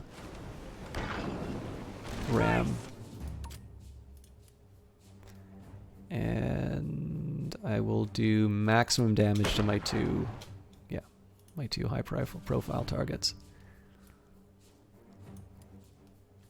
This one's gonna get a little scary just because of the... I did not realize that ramming does such insane damage. So I'm a little worried about here is that I don't have enough people to carry the day against the stronger units. So in this case I'm trying to just pound on the elites. And then... Okay, that turned out. So essentially what I wanted to do here was take out the two people who are good at fighting first, and then we could mop up the rest later. So, of the 3 battle-worthy vessels, yours is the only survivor. The remaining Norstead ships are ramshackle and no match for you, and are chased off by the similarly jury-rigged Southerton ships. You return to the harbor to a hero's welcome, the crowd hailing your fortuitous arrival. So we didn't even take that much damage. Celebrations last several hours and reach a fever pitch when the Southerton attack fleet return, having destroyed Norstead. Now the lagoon is their domain alone, at the cost of 4 neighboring ports and many souls. You take the gifts bestowed upon you by the gleeful locals and make your excuses and leave. Alright, on that note, I am late in finishing, but I am going to say that's it for Abandoned Ship tonight. This is from Fireblade Software. I will take a quick minute and encourage you guys, if this seems interesting, do consider picking it up. This thing has been in early access for a while. It just got released yesterday. I was given a key from Fireblade, so again, thank you very much for that.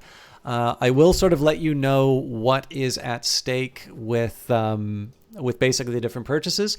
So if you like my stuff, obviously one of the best ways you can support me is actually just following or otherwise sharing the information on the stream. But if you are considering on picking up this game, and especially if you have something like Humble Monthly where you get a discount to the game. I know they already give you the option of like donating to charity or getting a little extra for yourself. But if you like my stuff and you want to buy through my affiliate link, I do have a link through them, which you can get at humblebundle.com, and there's the link inside of chat there. If you want to buy this on Steam, Steam does have a 10% discount right now. So again, I think the way the Humble discount works, it's not a 10% off for the sale, but I think they allow you to take some of that discount back. Anyways, it's up to you to decide what the best price is, because I know there are some regional differences. And one of the things you do by buying it on Steam is that you do help it move up the sales rankings if they do wind up in the top 10. Obviously, this helps support the game a little bit more. So certainly, I am not going to be disappointed if you don't use that link. But if you are indifferent between the two choices, it does help me out. It does give me a little bit of money if you wind up picking that up. Also, if you are interested in the particular game, it is on Twitter. So it's, I believe, @GameAbandonedShip. And I also believe the developer is on Twitter as well. Let me just double check where that is. @JGBURCHELL. Now, the reason I mentioned Gary Burchell is, and again, apologies if I get his name wrong, but he did do a very nice thread which actually included all of the other game developers. So all the other people who worked on the game. So again, I'm very grateful to Fireblade, specifically to Gary for reaching out. I have no idea how you got my information, but I'm very grateful you did. Or how he did. I have no idea if you'll ever see this. But this is a really fun game. Again, if you liked FTL, you're going to feel very much at home. It is still much its own thing. I like how they embraced some of the particulars of ship combat. Obviously, there is sort of an occult element to it, which I didn't scratch too much, but it's a good looking game. It's very engaging. What you have seen is not only what is... So there's, I think, 4 or 5 different scenarios. I'm playing sort of the main campaign, which has the tutorial. And I mean, again, the thing's been in early access for a while, so I have no doubt that there are other channels which have kind of covered it in its early state and whatnot. But I don't know. I hope you like watching this. Thank you, Casual Nothing. Nice stream. Game looks nice. I'll be interested in following you playing it further. Yeah, so as far as me, one last thing to say. I know I'm already bleeding out the followers, so I won't be able to I won't have that many people to host elsewhere, but I am going to take a quick minute and find somebody. The music's going to go away, unfortunately, while I find who's streaming right now. But I am still... I'm getting close to the end. I actually wound up adding a new thing to the list of things that I'm streaming because I'm an idiot and a workaholic. But basically, six Ages, City Skylines, and Abandoned Ship are all very high priorities for me to return to. So it is going to take me a little while to kind of cycle through the things. It is going to take me probably a week or two before I can get back to Abandoned Ship, but I do want to see this thing through to the end, even if I just wind up killing my character. I just kind of want to see an ending for it. So definitely feel free to come back if you want to see some more. I'll obviously announce it on Twitter when I stream it again. But I absolutely had a great time with this, and I hope you did too. So unfortunately, there's nobody else playing Abandoned Ship right now, so I am going to raid Outworld. Outworld, when it is October, he does Red October, a tribute to Tom Clancy. He is now playing Tom Clancy's Rainbow Six Vegas 2. Outworld is a partnered streamer. And he, I don't know, I like it when he does Tom Clancy stuff because he's a huge Tom Clancy fan. His enthusiasm really comes across. So it's a little weird to do like Rainbow Six immediately after Abandoned Ship. But Outworld is a really nice Australian caster. Somebody who's been very supportive of me. And I think more importantly, he's done a wonderful job of sort of conveying his enthusiasm for games. And so I feel like he's a really good one to finish the evening on. So as for me, I will see you all on Friday. I may have something new and surprising, but we'll see. That is contingent on an email. But there will definitely be something up on Friday. Those of you who like the regular Paradox stuff, that'll be on Monday. And Abandoned Ship either next week or the week following. Have a good one and enjoy Outworld.